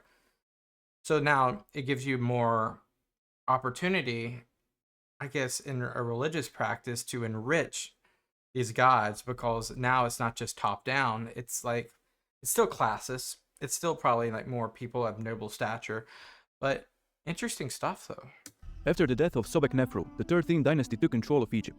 This dynasty is somewhat mysterious, with many rulers reigning for a short period of time. A familial connection between most of the rulers cannot be made. This led some Egyptologists to suggest that these men were heads of a few elite ruling families who shared power amongst themselves. Most of these men were already old when they ascended to the throne, meaning they ruled for only a brief period before being replaced by another elderly king. They continued governing from Itich-Tawi and maintained systems set up by their predecessors. Although the very top of the political hierarchy was in a state of constant flux, the rest of the Egyptian bureaucracy maintained the stability of the state, but only briefly. With such rapid changes, the people stopped believing in the divine nature of the pharaoh. See, it kind of coincides with that now. So like, it's not as top down, it's more generous to others for that, for those afterlife privileges maybe, or how you interpret the gods and the nature of the people. Gradually, the state was losing power, unable to maintain its farthest frontiers. Forts in the northeast were abandoned, and the Nubian garrisons were left to fend for themselves. Desperate, they turned to the enemy, continuing to maintain the forts but now in the name of Kush. The kingdom of Kush quickly exploited this weakness and conquered Lower Nubia, taking control of the rich It's just a cat and mouse game down there. gold mines. Back during the 12th dynasty, Amenemhat I built Avaris, a city in the eastern Nile Delta. With its large harbor, Avaris served as an important trading hub. Initially a purely Egyptian settlement, it soon attracted a significant Asiatic population. The two cultures blended, with the newcomers adopting some Egyptian practices while retaining a good deal of their own customs. Following the decline of border patrols in the northeast, immigration of Semitic-speaking people accelerated. Avaris continued growing steadily, soon becoming one of the largest settlements in the Near East. So very much a migration hub, it seems like. And it's interesting how it keeps notating Asiatic people, because in today's time, we wouldn't even think, even though that's technically Asia over there, across the Sinai. It's quite interesting how you're getting a migration flux from the east now that's going to create assimilation and also diversity of demographic, which, as he's spoken about a few times now, it's going to change the trajectory of the nation state of Egypt in more ways than one. With the decline of central authority, the leader of the Asiatics in the region crowned himself king of Lower Egypt and established a rival 14th dynasty. Numerous kings were assigned to this dynasty, but they are poorly documented and not well understood. Too weak to respond to this challenge, the pharaohs of the 13th dynasty had no choice but to abandon Itich-Tawi around 1700 and move their capital back to Thebes. The second intermediate period had begun, and it would be worse for the average Egyptian than the first. During this time, the population was highly militarized, especially in the north. Regular grave goods were replaced with numerous bronze weapons. A devastating plague, accompanied by famines, ravaged Avaris, with evidence showing countless haphazard burials in the city. Historians believe that the same disease afflicted Upper Egypt, explaining the further decline of the 13th dynasty. So some sort of pestilence or plague? In the midst of these natural disasters, around 1650, a new enemy appeared on the horizon. So now you're going to have an actual... You had Kush below, the Nubians, right? Now you have somebody formidable up here Riding their newly developed horse-drawn chariots, the Hyksos, originating in Phoenicia, crossed the Sinai Peninsula and swept across Lower Egypt. They conquered the whole Nile Delta, including the ancient capital, Memphis. The name Hyksos comes from a Greek rendering of the Egyptian word Hekau Kasut, meaning Akal Kusut, ruler of foreign lands. Almost like how we illustrate barbarians as people outside of Rome. I keep drawing parallels to Rome because these two lasted, very long times. rulers of foreign lands. It was a term widely used by the Egyptians to denote Asiatic, Nubian, and other foreign kings. The kings from Avaris, the new 15th dynasty, would write Hekau Kasut after their name, giving us the term Hyksos. The picture of the Hyksos arriving in Egypt from Asia comes from Manetho. However, recent scholarship questions these claims. Large-scale invasion from the north is not attested to in the archaeological record. It is possible that the 15th dynasty arose from a powerful Asiatic family already present in Egypt. Oh, interesting. That feels less romanticized, though. What we can say for certain is the Hyksos were Semitic-speaking people with Syro-Palestinian roots. According to our ancient sources, the 6 Hyksos kings ruled for 108 years. At their greatest extent, the Hyksos ruled over Lower Egypt, large parts of Middle Egypt up to Kusai, and southern Canaan. They enjoyed a period of prosperity with clear evidence of bustling trade with the Near East and Crete. Several surviving pieces of painted frescoes point to Minoan artists working in Egypt during this period. Yeah, the trade is just rampant in the Mediterranean at this time. And you still have Upper Egypt kind of being its own thing during this time. And I'm guessing you have a buffer around Kusai, Asyut. They also took control of the desert trade routes, establishing contact with the kingdom of Kush. The remnants of the Middle Kingdom were pushed back into Upper Egypt. The new 17th dynasty rose to power in Thebes during the Hyksos invasion. They controlled the area between Aswan in the south and Kusai in the north. These kings are poorly documented. It's likely that various different families rose to power during some 100 years of their reign. So it seems like these intermediate periods are really just when the kingdom's fragmented. During this time, the Thebans successfully repelled a large invasion force from Nubia, stopping it at a town near Hierakonpolis. It's possible they had more amicable relations with the Hyksos kings, but this cannot be definitively stated. The first well-attested king of the 17th dynasty is Sekenenre Tao, who ruled around Sekenenre Tao. 1550 BC. It appears he abandoned the peaceful policy with the Hyksos and led the campaign to the north. He was killed with several axe blows to the head. His body was hastily mummified, suggesting he was far away from the expert priests. His mummy still shows the fatal wounds above the eyes. It's insane, man. It's insane. He was succeeded by his son Kamose. Eager to avenge his father, Kamose gathered a massive host in Thebes. However, before marching north, he had to secure his southern border. He led a swift military campaign, easily reconquering Lower Nubia. The old Egyptian forts on the Second Cataract, still manned by descendants of the Egyptian garrison, eagerly welcomed the return of Egyptian rule, and most surrendered without a fight. Well, yeah, I'd hope so. Having made all the necessary preparations, he marched out of Thebes and went on a rampage across Middle Egypt. Towns that stood in his way were razed to the ground, sending a clear message that every Egyptian traitor would be swiftly dealt with. This feels so cyclical so far. It seems like the middle or upper power bases of Egypt continuously somehow build towards their ends of their empire, either lower or upper, in a cyclical fashion. They'll fall, they'll go back, they'll fall, they'll go back. The Hyksos king attempted to send a messenger to Nubia to form a military alliance against Thebes, but the Thebans took control of the desert routes and he was captured. Seeing this glorious host marching towards the Hyksos capital, the Egyptians conjured images of the great kings of old. The Egyptian revival was finally upon them, and they would not oppose it. Many communities switched to his side, and he marched all the way to the gates of Avaris unopposed. After a protracted siege, they were forced to retreat, leaving the capital and parts of the delta in the hands of the Asiatics. Before he could finish the reconquest of Egypt, Kamose died, leaving the throne to his young brother. Ahmose was only 10 when he ascended to the throne of Thebes. Upper Egypt, lacking a military commander, had to wait out his regency, leading to an awkward stalemate with Avaris. You gotta wait out the regency, as we've talked about. It's just one of those stalemate times. During this time, Thebes consolidated power and prepared the military for a new expedition. When he finally came of age, Ahmose embarked on his long-awaited campaign to the north. One by one, the Hyksos cities fell under his might until he finally reached Avaris. There is no evidence of widespread destruction of the city, suggesting that the last Hyksos king peacefully surrendered. Having thus conquered all the lands between Probably the siege outlasted the Mediterranean in the north and the Second Cataract in the south, the unification of Egypt was complete. All right, so now we are. Is this still the Middle Kingdom, or is this a new kingdom now? 18th Dynasty, 1550. Ahmose I is regarded as the founder of the illustrious 18th Dynasty, Illustrious. Is this a golden age? and his conquests around 1550 BC marked the beginning of a new era of Egyptian prosperity, the New Kingdom.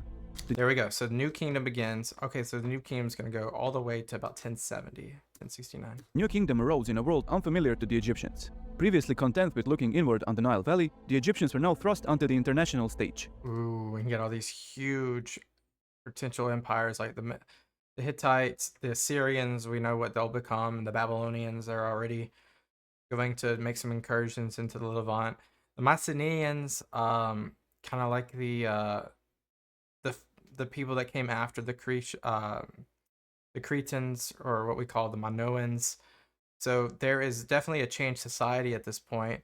Cyprus is inhabited, but it's not like a crazy threat. It's more of a trade center. The Canaanite people, probably city states in that region. Nothing formidable to the west, nothing formidable in Arabia. Interesting stuff, right, guy?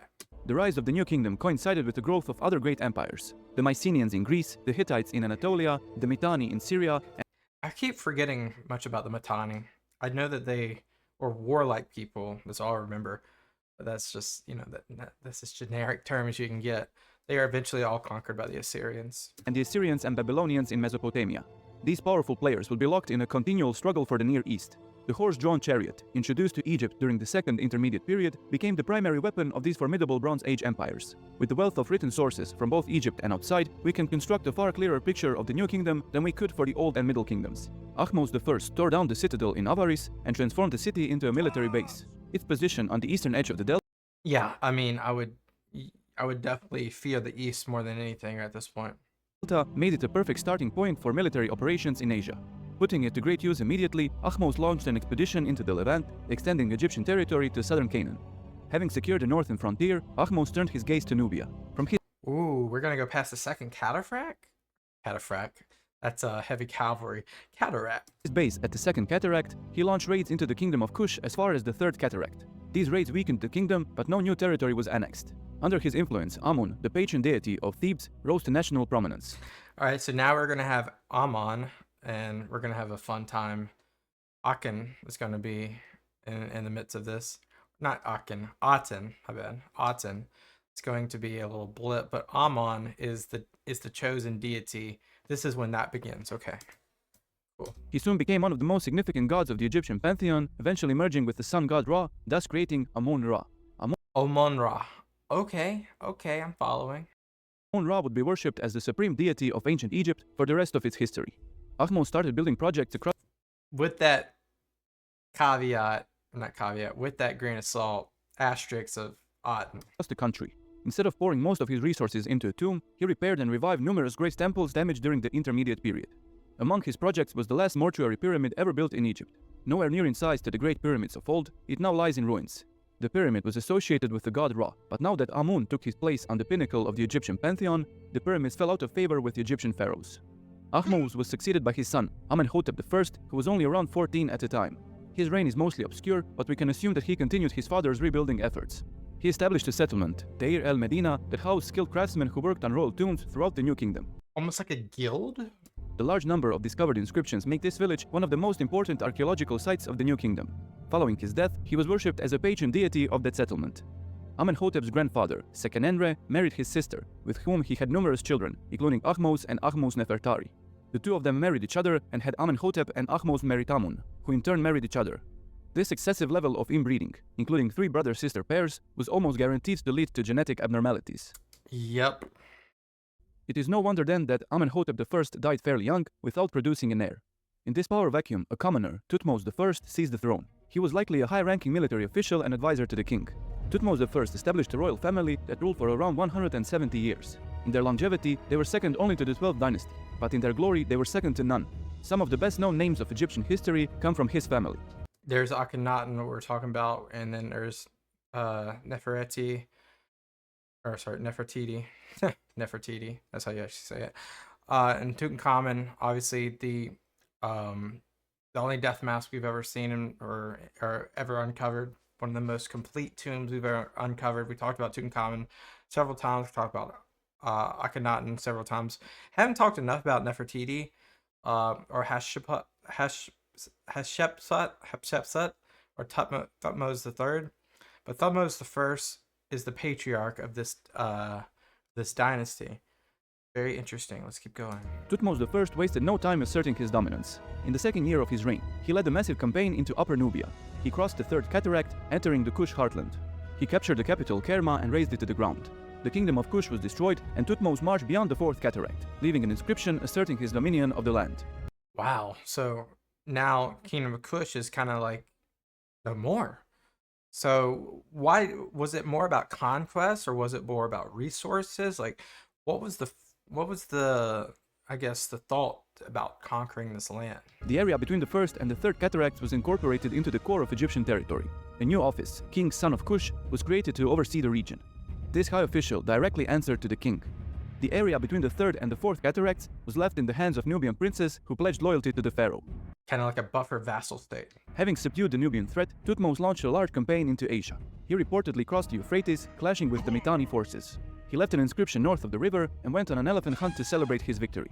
This was not an expansionist campaign, but rather a large-scale raid. Egyptian control of the region was confined to southern Canaan.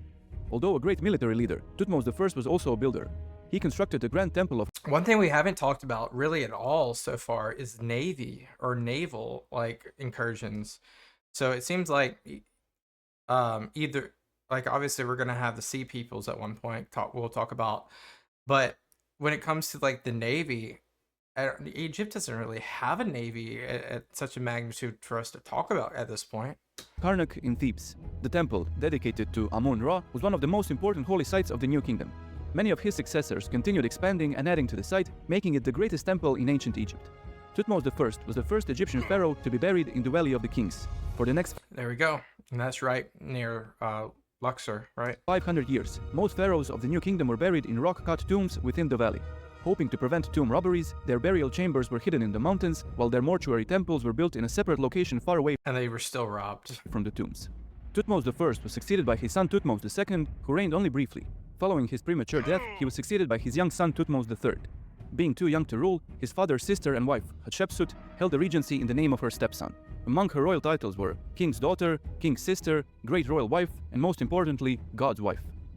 Most importantly, God's wife. Wow. 7 years into her regency, around 1473, Hatshepsut leveraged the first title connecting her to Thutmose I. And was it the wife of Amun-Ra?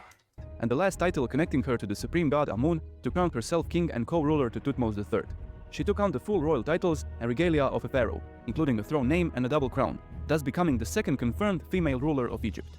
Hatshepsut continued her father's monumental construction projects. She further expanded the Karnak temple in Thebes. One of the obelisks commissioned for the site cracked during construction, leaving a half-finished pillar still in the ground near Aswan. Yep, I remember seeing this during one of our videos. This obelisk provides valuable insight into the construction practices of the ancient Egyptians. Hatshepsut... Isn't that crazy though, that the perfectionist quality, like they didn't halfway do this. They didn't like try to build this. They're like, all right, it's done. It's not good enough, because they're all doing this probably like in the pretext of religion as well. So it has to be perfect for the gods. Built numerous other temples across Egypt, most notable of which are Speos Artemidos, cut into the rock, and Chapelle Rouge, a red temple in Karnak. Although it was destroyed in antiquity for its materials, the temple was rebuilt in 1997 using many of its original stones. That's cool. For her most impressive monument, Hatshepsut turned to the mortuary temple of her great... Hatshepsut temple in Valley of the Kings. Really, this is amazing. I remember watching this Emmanuel Bravo's archaeological and architectural video. It's just beautiful. Predecessor, Mentuhotep II, the previously mentioned Deir al-Bahari. She constructed her grand complex right next to his, creating one of the most iconic monuments of the New Kingdom. Alongside her mortuary shrine, the temple included shrines for Amun-Ra, Anubis, Hathor, and other important deities. Hatshepsut is also known for her grand expedition to the lands of Punt. She assembled a fleet on the Red Sea and set sail for the northeast of Africa.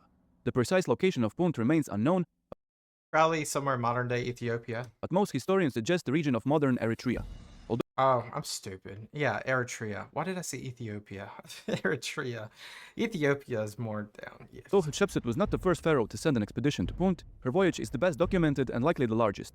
A large painted relief at Deir al-Bahari depicts this grand expedition. It shows Egyptians sailing to Punt and collecting gold and other precious gifts from the local queen.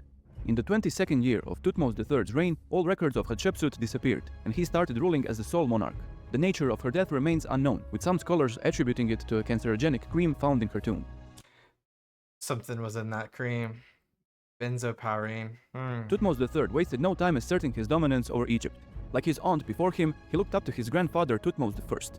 But while Hatshepsut attempted to emulate their great predecessor through her building projects, Thutmose III chose to do so via military campaigns. In the first year of his sole rule, Thutmose III gathered a massive host and set out for a campaign to the Near East. Oh, so they're already like pushed into the Levant. A coalition of Syro-Palestinian princes allied with the Mitanni and took control of important routes across the Levant. Their leader, the Prince of Kadesh, took up a formidable position at Megiddo, better known as the biblical Armageddon. Thutmose immediately showed signs of military brilliance by avoiding the Asiatic blockades and marching to Megiddo unopposed. After a protracted siege, the Prince of Kadesh finally surrendered and Megiddo was captured by the Egyptians. Wow. Large swathes of territory were annexed and loyal rulers were installed in many towns across the Levant. Thutmose III would go on to lead another 16 military campaigns in the Near East over the following 2 decades, with the goal of expanding the frontiers of Egyptian control. Wait, you got as far as Syria? During his reign, ancient Egypt reached its greatest territorial extent, stretching from the Euphrates in the north to Upper Nubia in the south. That's crazy. That's crazy. Wow. In his 8th campaign, Thutmose III sailed from the Nile Delta to Byblos. Okay, so now that's the first like sailing thing that we've seen that's not part of the Nile. There he built new lightweight ships and hauled them all the way to the Euphrates. The Egyptians then sailed up the river, taking the Mitanni forces by surprise. Their army was destroyed and the king fled the field. Emulating his grandfather, Thutmose III also left an inscription north of the Euphrates and went on an elephant hunt. Following his great victory, Thutmose III is a savage. embassies from Mycenae to Babylon arrived in Thebes, bearing precious gifts in recognition of Thutmose III. Egypt was now seen as a major player on the international stage. While Thutmose was establishing Egyptian control of the Near East, trouble was brewing at home. The lands of Kush were never content with their Egyptian overlords, and the pharaohs had to put down several rebellions. The heavy-handed approach was ineffective, and Thutmose chose a different approach. Kerma, the ancient capital of Kush, was rebuilt by the Nubians. Instead of destroying it again, Thutmose founded a new city, Nubs, nearby. The inhabitants of Kerma were drawn away by the new economic opportunities, leaving the symbol of Nubian resistance abandoned. That's interesting. In an economic conquest. That's really crazy. The new kingdom pharaoh It's a very capitalistic way of doing things, Thutmose. would no longer be troubled by their Nubian subjects. Some 20 years after the death of Hatshepsut, Thutmose III went on an extensive campaign to erase all references to her kingship from history. Many of her royal titles were chiseled over, and many of the statues depicting her as king were destroyed. Wow, he did not like her. The reasons for this purge remain debated. Some historians have suggested it was done out of spite, but others question why he would wait 20 years after her death, instead of acting immediately. Newer theories suggest that the proscriptions were done when Amenhotep II was crowned co-regent. Attempts to erase Hatshepsut from history would prevent rival claimants from her side of the family from asserting their claims. Other historians claim that the very idea of a female pharaoh was antithetical to Egyptian beliefs and thus had to be erased from memory. Well, there was another one, though, that he didn't erase. Thutmose III died after reigning for 54 long years. It's a long reign. Behind him, he left an incredibly stable and prosperous realm. All internal opposition was quelled, and the great empires of the Near East regarded Egypt as their equal. Some historians consider Thutmose III the greatest of all Egyptian pharaohs, and this period as the pinnacle of ancient Egyptian might. The Golden Age. He was succeeded by a series of pharaohs who continued enjoying this hard-won golden age. The 9th pharaoh of the 18th dynasty, Amenhotep III, took the throne around 1390. During his nearly 40-year reign, Egypt enjoyed an unprecedented age of peace and prosperity. The Pax Romana. domestic threats were long subdued, the Levant was pacified, and friendly relationships were established with other great empires of the Near East. Amenhotep III led no campaigns in the Near East during his long reign. Instead, It's impressive. It's very impressive so far. focused his efforts inwards, leading to a flourishing of arts and culture. From his 10th regal year, Amenhotep III embarked on an extensive building campaign, the likes of which were not seen since the times of Snefru. Ah, so we're back to being a builder pharaoh. There is hardly a temple from Nubia to the Nile Delta that was not improved in some way by Amenhotep III. More about maintenance. Ooh, this is cool. Where's this? Among his grand projects was the largest mortuary temple ever built in Egypt. Is this in the Valley of the Kings or right outside of it? Sadly, only 2 colossal statues guarding the entrance survive to this day. The other notable project was the Luxor Temple in Thebes. This temple was not dedicated to a specific deity, but was built as a symbol of rejuvenation of kingship and used for the important Opet festival. Over time, the Luxor Temple grew to rival the nearby Karnak Temple in scale. During his reign, Egypt established diplomatic ties with other great Bronze Age empires. Control over the rich gold mines in Nubia granted the Egyptians a monopoly on this coveted material. A cache of discovered letters, written in Babylonian and addressed to Amenhotep III, shows the pharaohs were the envy of the ancient world. Gold was traded Interesting. for other precious materials such as copper, lapis lazuli, cobalt, lead, as well as royal wives. Aha. Amenhotep married 2 Mitanni, 2 Babylonian, and possibly other foreign princesses. As consorts? Strangely, no Egyptian princess was ever sent abroad to marry a foreign king, a fact that angered his Babylonian counterpart. In all his building projects, Amenhotep III emphasized his connection to the sun god Ra. He pushed the boundaries of Egyptian kingship beyond anything seen before his time. He was no longer simply the son of Ra. Instead, Amenhotep III styled himself as the radiant solar disk, proclaiming his divinity. In doing so, Amenhotep elevated a minor deity known as Aten to national prominence. Aten was an aspect of the sun god Ra, depicted as a solar disk with life-giving grace. Amenhotep's great royal wife, Tia, played a major role in this process. She was also deified, being worshipped as the goddess Hathor, wife of the sun god Ra. When Amenhotep III died after 38 years on the throne, he was succeeded by his son Amenhotep IV. There is much ongoing debate on the early years of his kingship. While some historians suggest that he shared the throne with his father for up to 12 years, others believe the two had no co-regency at all. The solar disk Aten is intimately connected to this debate, as it is often connected to the father, Amenhotep III. Scholars opposed to the co-regency argue that the son's radical reforms were fundamentally different from his father's beliefs, making it impossible for their reigns to overlap. But obviously they're connected a bunch here. From Amenhotep's ascension to the throne, his grand royal wife, Nefertiti, was by his side. Egyptian queens of the 18th dynasty were gaining prominence from the very beginning. The shared title, God's wife, put them in a position of supreme religious authority. But when people are looked on to, people like Nefertiti as God's wife, they have, on the hierarchy, is that equal to the pharaoh, or would that be secondary to the pharaoh? With Hatshepsut, the distinction between king and queen was further eroded. This trend culminated with Nefertiti, who was depicted as equal to the king from the outset of his reign. Ah, there you go. The reign of Amenhotep IV is divided into three distinct periods. The first, known as the Theban years, covers the first 5 years of his reign. During this time, Amenhotep continued his father's building projects and continued worshipping many important deities. However, Amun was conspicuously absent from his inscriptions, and in his place the solar disk Aten rose to the pinnacle of the Egyptian pantheon. Yep. Amenhotep IV built a massive temple complex near Karnak dedicated to Aten. Unusually, Amenhotep celebrated the Set festival in his 3rd year. The center of these celebrations was again Aten, showing the king's increasing devotion to the... Yeah, you can tell what Aten is with those long, like, arms from the sun. The solar disk. To reflect this shift, in the 5th year of his reign, Amenhotep IV took a new name. Amenhotep, meaning Amun is pleased, was changed to Akhenaten, meaning effective spirit of Aten. Akhenaten. In an unprecedented move, Amenhotep ordered the closure of all temples across Egypt, forcing priests to worship Aten instead. Many powerful cults, especially those... And when we think about religious overhaul, whether it be like the Reformations or, the schisms, this outdoes all of them, just in terms of radicalness. Those of Amun opposed this change. However, the Egyptian military, battle-hardened on the fields of the Near East, was turned inwards, and Amenhotep's intentions were carried out. Aten became the only god recognized by the state, making Atenism the world's first recorded monotheistic religion. These radical ideas were accompanied by artistic reforms. The traditional representation of the human form, established... It's crazy how we still have some surviving relics of this, given the outlash that will come after his reign. ...by the first Egyptian pharaohs, and unchanged for countless centuries, was radically altered. His statues and carved reliefs look out of place among the rest of Egyptian art. Thebes was the home of Amun, and seeking to establish a new home for Aten, Akhenaten founded a new city. Choosing a striking area, halfway between Thebes and Memphis, he ordered the construction of Akhetaten, or the horizon of Aten.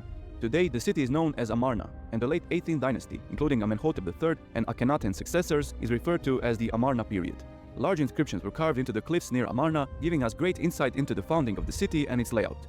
Instead of using massive blocks like previous monumental projects, the city was built using smaller limestone blocks known as teletats. Maybe just because economically speaking, this would make more sense, especially with this very radical move. Weighing around 50 kilos, each block could be carried by a single worker. This greatly increased the speed of construction, and Amarna was completed within just 3 years. Many of these blocks were used by later pharaohs. The painted reliefs were turned inwards to hide images of Akhenaten, inadvertently preserving them to this day. During the reign of Akhenaten, a civil war broke out between the members of the Mitanni royal family. Their enemies exploited the turmoil, taking over their territory. Ashur, previously conquered by the Mitanni, rose up again, marking the beginning of the Middle Assyrian Empire. The Hittites attacked from the west and installed a puppet king, ending the Mitanni dominion over Upper Mesopotamia. So you're having all this Bronze Age, like feuds happening outside of this internal monotheistic radical change internally. And then, of course, we know what comes after this. With Akhenaten's disregard for the northern frontier, the Hittites expanded into the Levant, reaching as far as Byblos. The last 5 years of Akhenaten's reign are known as the turmoil. Little is known about this era. It was previously believed that a massive plague ravaged Amarna. However, recent archaeological studies have found no evidence to substantiate this claim. A man called Smenkhare was crowned co-ruler. He was the husband of the king's daughter and possibly his brother. He died shortly after, and another mysterious figure called Neferneferuaten was crowned in his place. The feminine form of the throne name suggests that this was none other than Queen Nefertiti herself. Akhenaten died after ruling for 17 years. He remains the most controversial and enigmatic of all Egyptian pharaohs. Oh yeah. His radical reforms threw the entire Egyptian world into chaos. However, his ideas were not to last. Akhenaten was succeeded by his young son from a minor wife, Tutankhaten. Of course, I think he took the throne at, what, 9? Nefertiti continued ruling the land as his regent for the next 3 years until her death. Tutankhaten was no more than 10 years old when he became the sole ruler. Okay, there you go, 10. With the young pharaoh on the throne, a high vizier, known as Ai, held the real power. Under his supervision, the cult of Aten was systematically dismantled and the old gods were reinstated to their proper place. The boy king changed his name to Tutankhamun to reflect this change. He was forced to abandon Amarna, moving his capital to the old seat of power, Memphis. And he has a cane. Looks like he has a cane rather than a staff because of his leg. Tutankhamun died when he was around 18. Analysis of his mummy shows that he was a feeble and sickly boy. He likely required a cane for walking. The reason for his death remains debated, with malaria and a leg fracture being likely culprits. He died before his burial chamber and mortuary temple could be completed, and he was buried in a small chamber within the Valley of the Kings. Tutankhamun had a short and mostly insignificant reign. He was destined. But yeah, it's crazy how one of the most insignificant rulers of Egypt gives us the insight of everything of Egypt. Imagine if we were able to uncover like Khufu's burial in its entirety. To be forgotten, confined to the footnotes of history. However, a quirk of history secured him a place in eternity. When a British archaeologist, Howard Carter, discovered Tutankhamun's sealed tomb in 1922, he was catapulted to the forefront of history. His tomb is the greatest intact pharaoh's tomb ever discovered in Egypt. The riches contained within continue to inspire awe in anyone who gazes upon them. Tutankhamun's golden burial mask became the literal face of Egyptology, and it is likely the most famous artifact of ancient history. We can only dream of what magnificent riches must have been buried with the greatest of his predecessors. Yeah, like I said, if this was one of the most insignificant ones, can you imagine what Tutmos the Third or Tutmos the First or Khufu or some of the ones in like Ramses, like imagine. With Tutankhamun, the great Tutmosid family that ruled Egypt for more than 170 years came to an end. The Egyptian Golden Age was at an end, and enemies were amassing at their borders. However, the Egyptians would not have to wait long for another pharaoh to rival the glory of Thutmose III. Ramses II, right?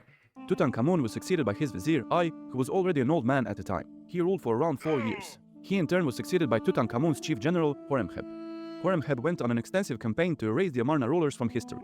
The city of Amarna was abandoned, and all statues and references to the Amarna rulers that he could get his hands on were destroyed. He was so successful, in fact, that the pharaohs of the succeeding 19th dynasty believed there was no legitimate king between Amenhotep III and Horemheb. Wow. Horemheb, having no male heirs, appointed one of his military colleagues as the crown prince, a man named Paramisu. Already an old man at that point, Paramisu already had a son and a grandson, securing the royal succession line. He took the throne around 1295 BCE under the name Ramses I. His ascension marked the final break from the 18th dynasty and the heretical king Akhenaten. The new 19th dynasty is also known as the Ramesside dynasty, and this period of Egyptian history is referred to as the Ramesside Empire. The old king Ramses I reigned for only 1 year before he died. He was succeeded by his son Seti I.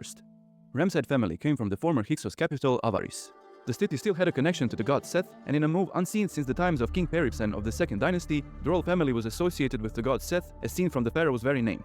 Wasting no time, Seti launched a military campaign in the first year of his reign. The northern frontier had been left exposed since the times of Akhenaten, and Seti fought personally to re-establish order in the Near East. In the first campaign, he subdued the Bedouin tribes in the Sinai. Having secured his homeland, he pushed forward into southern Canaan. With the former Egyptian vassals brought under his heel, he launched a campaign against the Hittites. Seti captured Kadesh, expanding Egyptian territory for the first time in more than 100 years. However, as soon as the Egyptian armies withdrew from the Levant, Kadesh removed the installed garrison and turned back to the Hittites. His main goal, however, was accomplished all the same. Egypt was once again seen as an important player on the international stage. His campaign also had some unforeseen consequences. The fragile peace in the Levant was broken, and the Hittites began amassing forces for a new campaign against their southern rival. Seti I continued Horemheb's efforts in rejuvenating temples across Egypt, commissioning great restoration projects. Akhenaten's legacy was being erased one stone at a time. Additionally, Seti I began construction of a massive mortuary temple at Abydos. The temple featured 6 shrines dedicated to the main gods of the Egyptian pantheon, and an additional 7th shrine for the cult of the deceased king.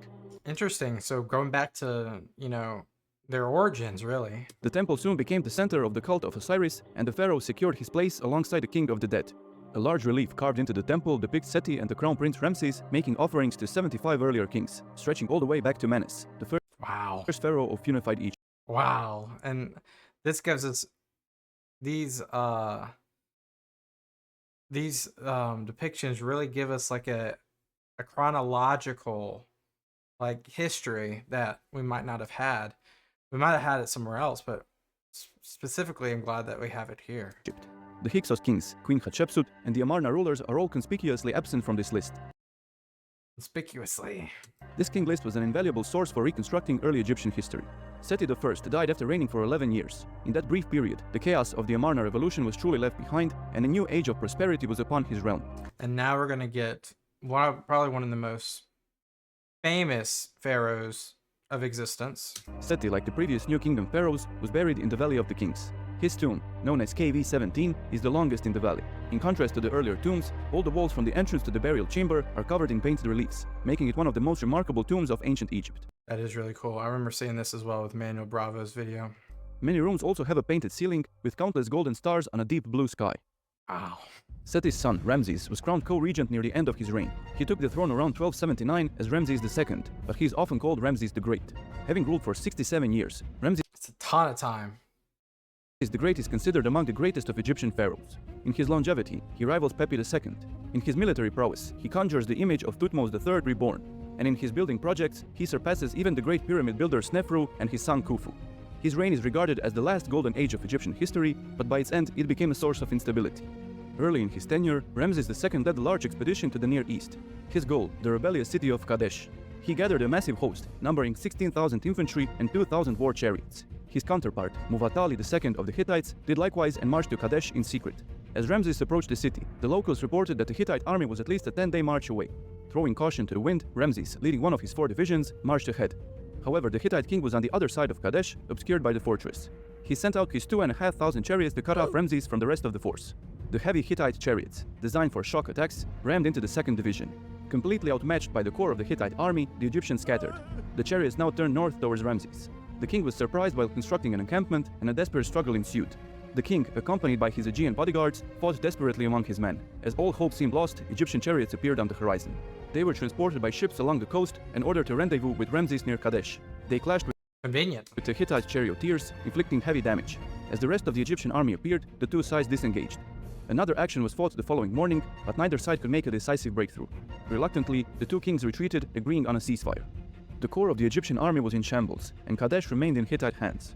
This, however, did not stop Ramses II from claiming this campaign as a major military victory. As did most people in history, find a way to say that it's a victory, mainly for image and for stability. The finest writers and poets in the country were summoned to compose works about the triumphant Egyptian legions. These texts were inscribed on numerous temples across Egypt. Marvelous artworks depicting the king's Well, how do we know that it wasn't true? heroic deeds in the hour of greatest need were carved into at least 5 major temples along the Nile. These detailed accounts make the Battle of Kadesh one of the best documented battles of antiquity. Ramses II used this battle throughout his life to promote a strong cult of personality.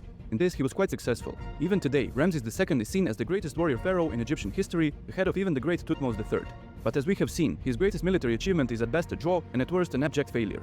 Years later, around 1259, Ramses signed a peace treaty with the new Hittite king. Remarkably, this treaty was discovered in both Egyptian and Hittite languages.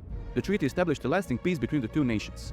In the 34th year of Ramses' reign, he married a Hittite princess, further strengthening the bond between the kingdoms. This era of peace facilitated an increase in trade across the Near East, leading to a noticeable increase in prosperity from the Black Sea to the banks of the Nile. Having secured a lasting peace, Ramses could turn his attention inward. He is likely the most prolific builder in Egyptian history. He left his mark on nearly every temple from Nubia to the Delta. He dismantled most of the remaining temples built by Akhenaten, including They still had Akhenaten temples? the entire city of Amarna, using the teletats to greatly accelerate the work of his builders. Among his most significant construction projects was the new capital, P. Ramses, or the home of Ramses. It was built Actually don't know much about P. Ramses. in the delta near Avaris. Its position close to the Mediterranean highlights the importance of seaborne trade networks. P. Ramses was arguably one of the greatest cities of antiquity. However, centuries later, when the Nile changed its course, the city was left landlocked and eventually abandoned. The stones were repurposed for new construction projects, and only the foundations, covered by countless layers of silt, remain to this day. One of the greatest monuments built by Ramses, which has withstood the test of time, is 2 massive rock-cut temples in Nubia, known as Abu Simbel. The entrance to the Great Temple is guarded by 4 massive statues of Ramses II. It was dedicated to three main deities of the time, Amun, Ra-Horakhti, and Ptah. However, during construction, Ramses What's the one on the middle right? abandoned all pretense, added his image among other Ah. deities, and proclaimed himself a living god. The smaller nearby temple was dedicated to his wife Nefertari, who was associated with the goddess Hathor. The temple entrance is guarded by two statues of Nefertari, each accompanied by two statues of Ramses. With the construction of the Aswan High Dam in the 1960s, Abu Simbel was destined to be submerged under the Nile and lost forever. However, in 1963, the Egyptian government, in cooperation with UNESCO, funded a Herculean preservation effort. Thank God. Each stone in and around the temple was meticulously cut and labeled. The stones were then moved to a new, safer location and carefully reassembled. Within 5 years, the two temples of Abu Simbel were reopened and the rising waters of the Nile no longer posed a threat. Love that. Love that. To show his devotion to the creator god Amun, Ramses concentrated much of his building efforts in Thebes. Among the projects was a sprawling temple dedicated to Amun-Ra. This temple, known as Ramesseum, also served as his mortuary temple, the likes of which have not been seen since the times of Amenhotep III. The surviving records show that the construction lasted for upwards of 20 years. Ramses II died around 1213, having ruled for 67 years. Like his predecessors, he was buried in the Valley of the Kings. His tomb, known as KV7, was heavily damaged by flash floods. Ramses built another tomb, known as KV5, for his numerous children. With more than 120 chambers, it stands as the largest tomb in the Valley of the Kings. By the time of his death, Ramses II had at least 50 sons and 45 daughters. Jeez. That's crazy, but that makes sense. 12 of his eldest sons had already died before him, leaving the throne to Merneptah, who was already around 50 at the time. Merneptah inherited a stable and prosperous realm, but the Mediterranean world started showing the first signs of the upcoming upheaval. Ooh, we're talking about the Bronze Age collapse? During the reign of Ramses II, nomadic peoples from Libya, west of the Nile, started encroaching on the fertile lands around the river. Ramses built a series of fortifications guarding the western delta from these attacks. The incursions came to a head in Merneptah's 5th year. A large coalition of Libyans and the mysterious sea peoples, strange warriors from across the sea, attacked from the west. Using desert oases, they circumvented the fortifications and attacked the Egyptian heartland. The great Ramesside army showed no signs of decline, and Merneptah successfully defeated the invaders. He recognized the threat from these invaders and took measures to protect his lands. A large number of Hittite soldiers were incorporated into the core of the Egyptian army. Shipments of grain were sent to Ugarit to support their northern ally, who too was dealing with similar threats from the sea. And this is where we get the Philistines. Additionally, Merneptah marched to Canaan to suppress several local rebellions. He left a victory inscription boasting about the massacre of one of the rebellious tribes, known as Israel. This is the only ancient Egyptian inscription mentioning the Israelites. Merneptah, being chosen by Ramses II himself, had a strong claim to the throne. This led to 10 years of internal peace. However, following his death, claimants from all sides of the family tree started vying for control of the empire. The throne passed to his son Seti II. However, Amenmisu, Ramses' son from a minor wife, established a power base in Nubia. From there, he expanded north, capturing Thebes. This power struggle lasted for around 3 years, but eventually Seti II emerged victorious. During his reign, a man of Syrian origin, known as Bey, became his closest advisor. Following Seti's short reign, Bey betrayed his patron and installed Amenmisu's young son Septa on the throne. He acted as a true power behind the king. However, in the 5th year of Septa's reign, the queen regent Tausret seized power and executed Bey for treason. Tausret was the widow of the previous king Seti II, and soon she took control of the kingdom. Septa died without a male Dang, so now she's in charge. heir, and Tausret crowned herself pharaoh of Egypt, thus Wow, she's number 3? becoming one of only a few confirmed female rulers. Following a brief reign, she too died without leaving an heir. The 19th dynasty and the royal line of Ramses the Great ended only No, she was 4. 23 years after his death. Years of this power struggle severely weakened Egypt from within, and new enemies were amassing on their border. Another strong warrior king was needed. Like the previous 19th dynasty, the 20th also started with a military leader. An army commander, Setnakht, turned his forces inward. The professional Egyptian military acted swiftly and efficiently. Within only a few months, all opposition was quelled, and around 1186 BC, Setnakht was crowned the first pharaoh of the 20th dynasty. In his 3 short years on the throne, Setnakht consolidated his power, leaving the unified realm to his son. In these times of uncertainty, the new pharaoh looked to his great predecessor, taking the throne as Ramses III. While threats from Ramses III. Okay, so this is kind of like living off the lineage and the legacy of Ramses II, I'm guessing. But also, I mean, look where you're living. You're living in the city of Ramses, so yeah, it makes sense. It gives you more credibility, probably. within Egypt were subdued, those from outside were anything but. The great upheaval was finally upon the western Mediterranean.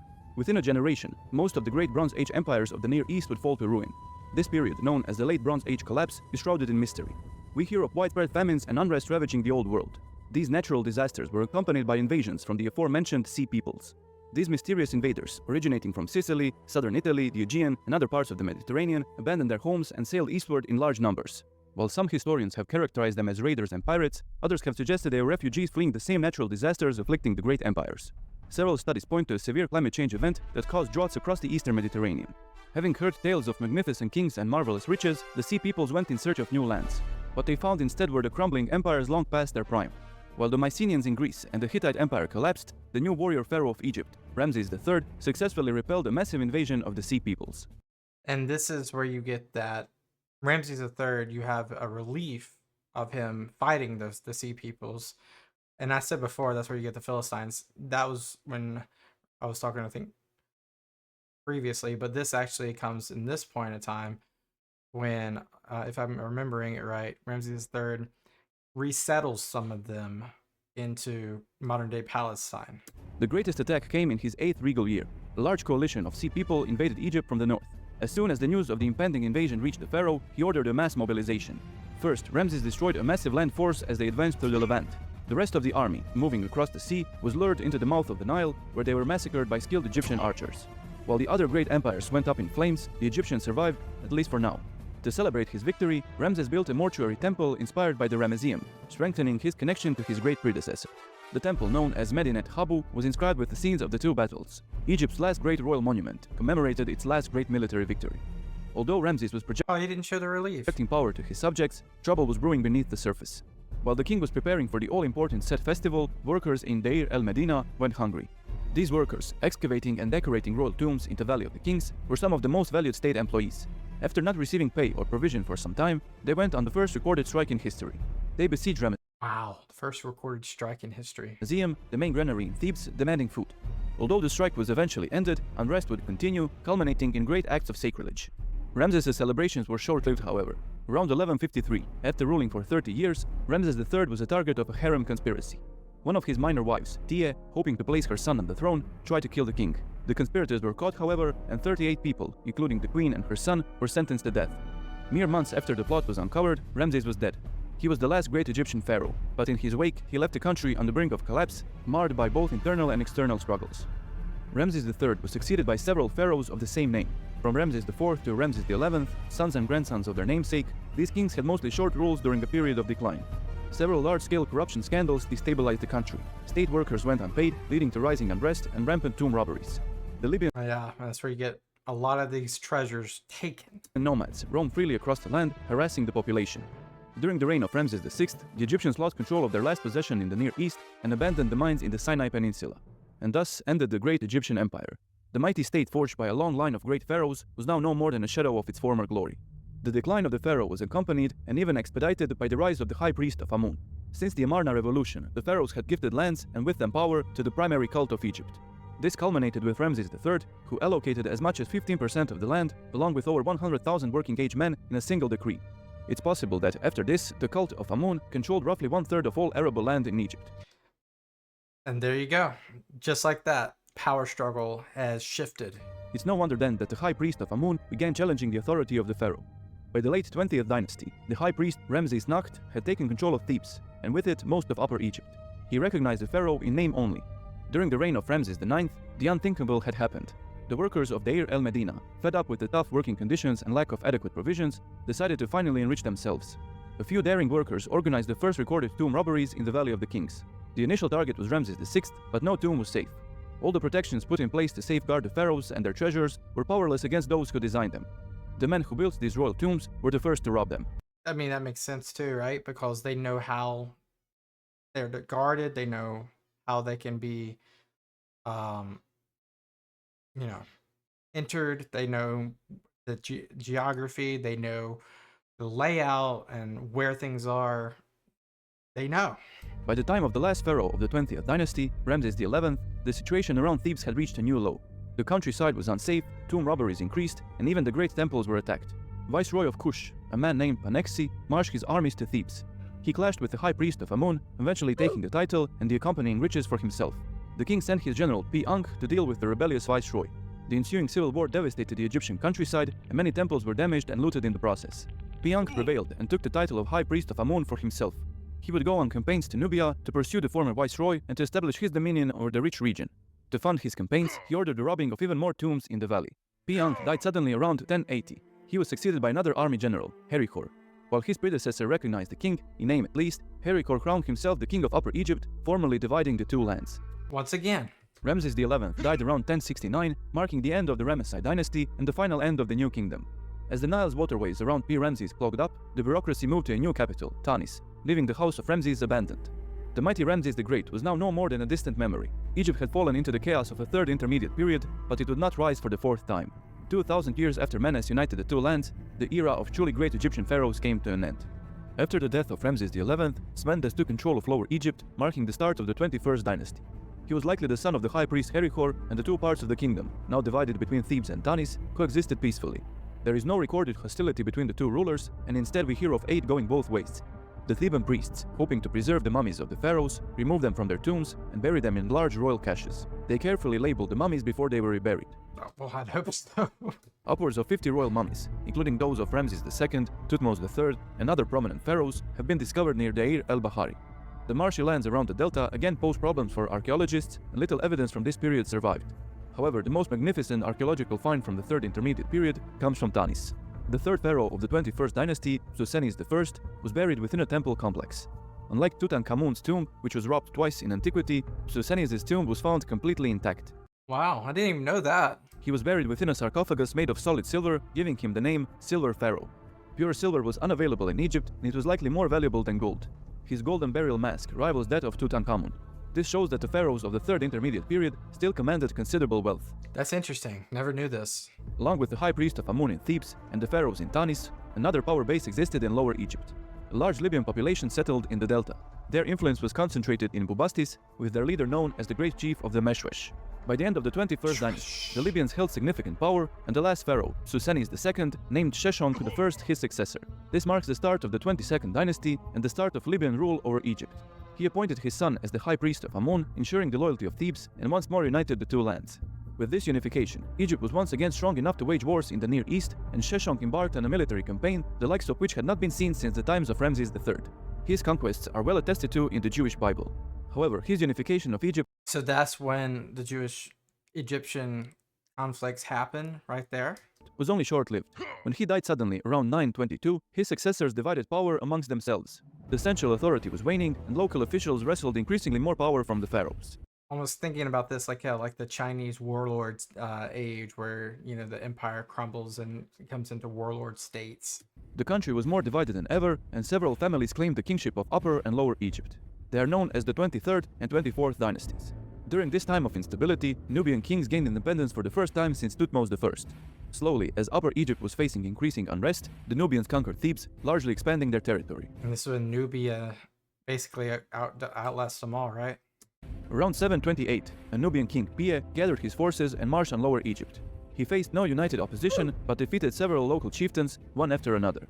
His armies marched as far north as Memphis, where he accepted the surrender of Egyptian rulers. To commemorate his victory, Pie left a massive victory stele in his capital, Napata.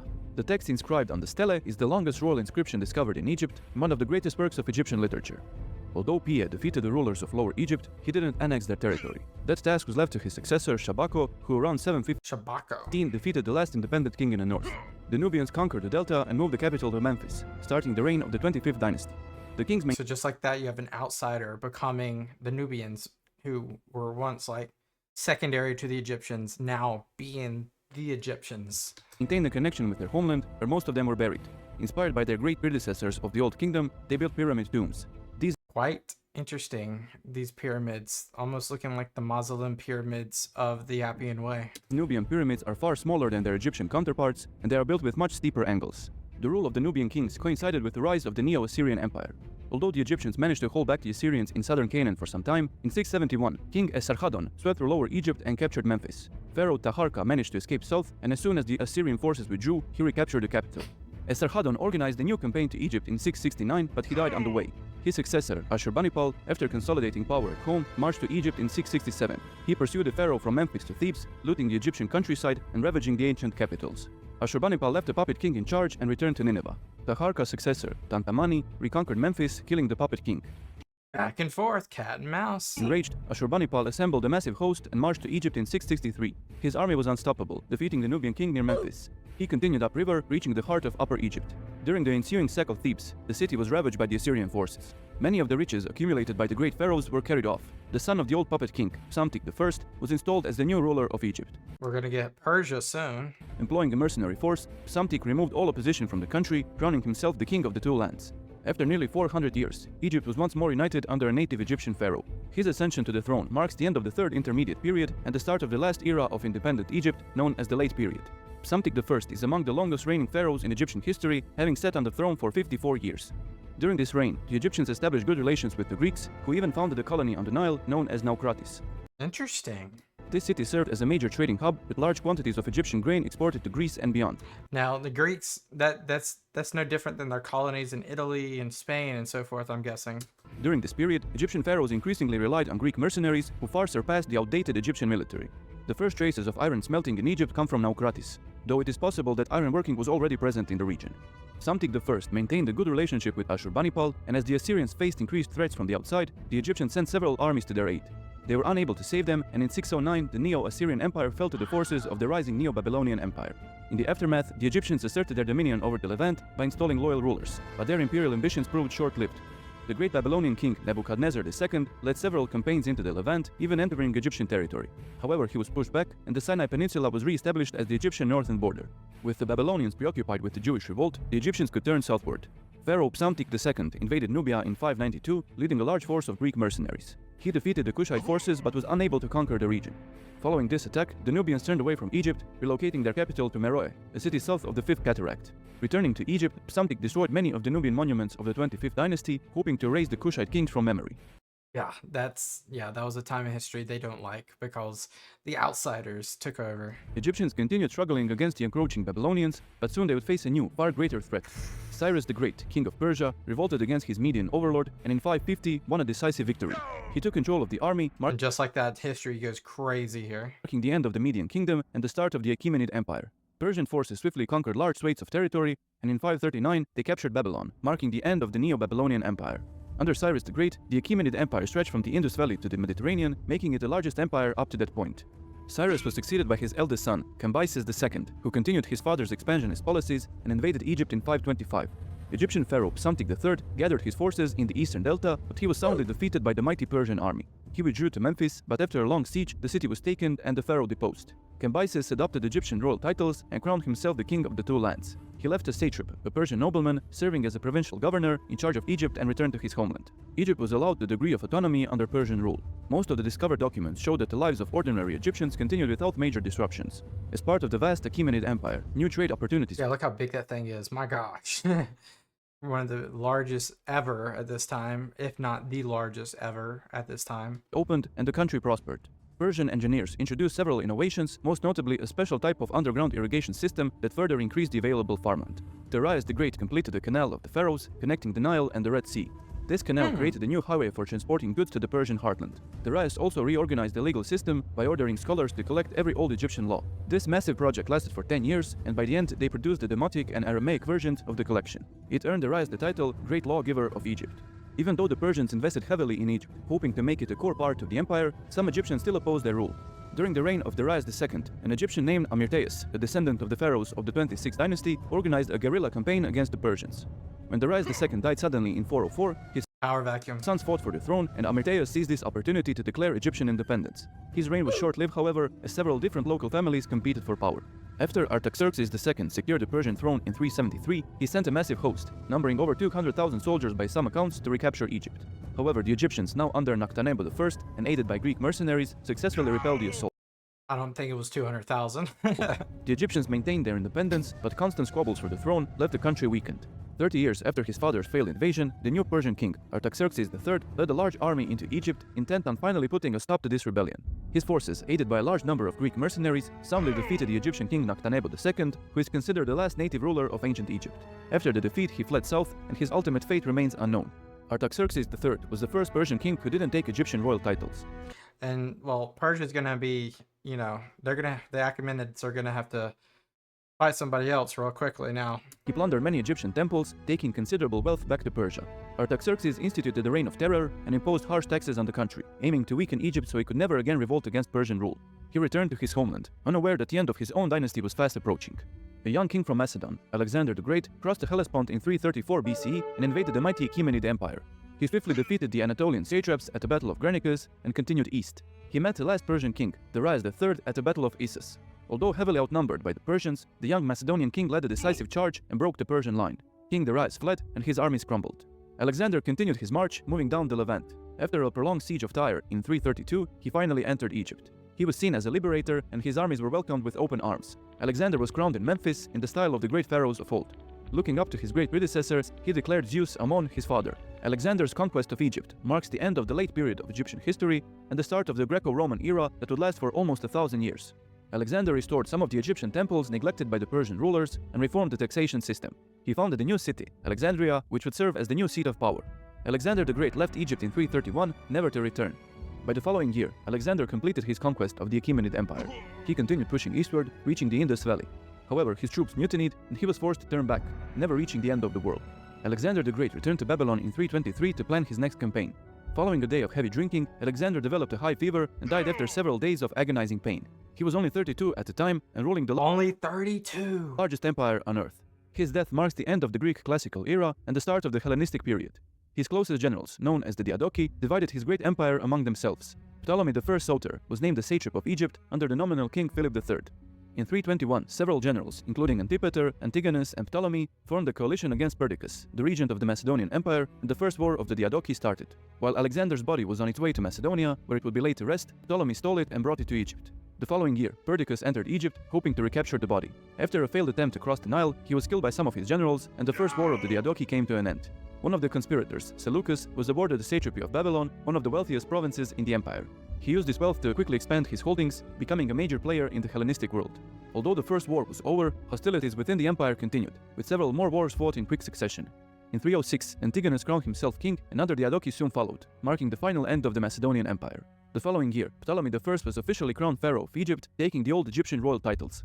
Following the Battle of Ipsus and the end of the Fourth War of the Diadochi, Ptolemy enjoyed a period of peace. He turned inward, strengthening Egypt and starting a new era of prosperity. Ptolemy I founded the Ptolemaic dynasty, which would rule Egypt until the Roman conquest, some 300 years later. He was succeeded by his son Ptolemy II. During his reign, Ptolemaic Egypt reached its peak. He built the lighthouse of Alexandria, the second wonder of the ancient world located in Egypt. He also funded the expansion of the Library of Alexandria and oversaw the flourishing of Hellenistic poetry. Ptolemy II commissioned an Egyptian priest, Manetho, to write a comprehensive history of Egypt, the famous Now it all connects. Aegyptiaca we already mentioned several times. In 275, Ptolemy II marched against a Nubian king in the south. Egyptian armies were successful, and they annexed the territory between the first and the second cataracts, gaining control of the rich gold mines. The following year, Ptolemy II led a campaign against the Seleucid king Antiochus I. Although he had some initial success, he was ultimately pushed back. This was the first of 6 separate wars fought between the two Hellenistic states for control of the Levant. The Syrian Wars, as they are called, severely weakened both states, and within 150 years they would both fall to outside threats. Yeah. Exploiting this weakness, the Theban priest, Horwen-Nefer, declared independence in 205 and proclaimed himself a pharaoh of Upper Egypt. The Seleucids wanted to use this opportunity to strike a final blow to the Ptolemies, but Rome declared Egypt a protectorate and threatened war if they were to attack. With Roman aid, Egypt's north was secured, and the Ptolemies finally defeated the rebellious force in the south. Is that protectorate become the vassalship? Following this victory, a decree was issued by the young Ptolemy V.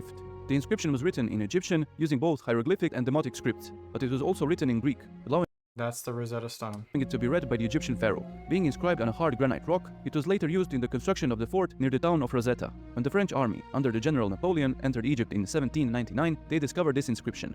They named it the Rosetta Stone and brought it back to France. In 1822, French philologist Jean-François Champollion published the translation of the Rosetta Stone, and after more than 1,000 years, the hieroglyphs were finally deciphered, and countless secrets of ancient Egypt were unlocked. The Ptolemaic dynasty continued limping along until Cleopatra VII ascended to the throne in 51 BC. She ruled as a co-regent with several male members of her dynasty. By her time, Rome exercised a great deal of authority over Egypt, but the country was not formally annexed, as the Senate could not agree on who should get this honor. In the last war of the Roman Republic, Cleopatra sided with Mark Antony against Caesar's successor Octavian. In the Battle of Actium in 31 BC, Octavian emerged victorious. Following the battle, Mark Antony and Cleopatra both committed suicide. Octavian In Egypt. annexed Egypt and took the title of pharaoh. He was crowned the first emperor of Rome, taking the name Augustus, and thus ended the last independent era of ancient Egypt. Under Roman rule, Egypt became a breadbasket of the Mediterranean, exporting large quantities of grain and barley to all parts of the Roman Empire. The Egyptian religion and culture continued thriving. However, with the arrival of Christianity in the 1st century CE, the pagan religion was slowly pushed back to the fringes of society. Many magnificent temples that had stood for thousands of years fell into disrepair. When Emperor Constantine the Great converted to Christianity, this decline accelerated. Finally, in 391, after Theodosius I banned the practice of pagan cults across the empire, the Egyptian religion was all but gone. On Philae, a distant island temple complex near the great Ramesside monument, Abu Simbel, far away from the watchful eyes of the emperors, a small group of priests continued worshipping the old Egyptian deities. That's crazy cool. In 394 CE, they carved the last known hieroglyphic inscription into the walls of their temple. When the temple was finally closed around 535 by Emperor Justinian I, the last people who could read the hieroglyphs died together with their religion. Dang. After more than 3,500 years, the last remnants of the great civilization of the pharaohs came to an end. What a video, man. We would like to thank our general. Oh my god. Are you guys still here with me? Man, ancient Egypt is insane, man. From Narmer, Cleopatra, all those greats, Thutmose, Ramses. My god, man. I'm stunned. I'm stunned. It's gonna take me a while to reorganize all my thoughts again, but it just shows you what it's not one dynasty that controlled this land. The land, the culture controlled the people. The culture of Egypt overtook the people of Egypt. You see that with the Nubians proclaiming pharaohs. You see that with military leaders becoming pharaohs. You see that with Hellenistic titles. You see that with Achaemenid Persians becoming pharaohs. Like, Egypt itself was sacred. Its sand, its pyramids dwarfed anything that anyone ever saw. Its temples, its culture, its religion, its people, its power, its riches, all culminated into a culture where people respected this so much that once they conquered it, one way or the other, they became it because they couldn't destroy it. It was too powerful for them to destroy. Only through a rival continental threat of, well, not continental threat, but only through a rival threat of the Romans did anything ever disappear. And that took 3,600 years. 3,600 years for that to be erased from history under one of the most powerful empires that's ever been, the Roman Empire. But still today, there's a country called Egypt. There's still the pyramids of Egypt. There's still the Valley of the Kings. There's still hieroglyphics. The Rosetta Stone is in London. Nothing was erased. As we're talking about it, it shows that it still exists today. Thank you guys for being here. I'm sure we have a lot more videos to watch on ancient Egypt together. Until next time, peace out. Bye-bye.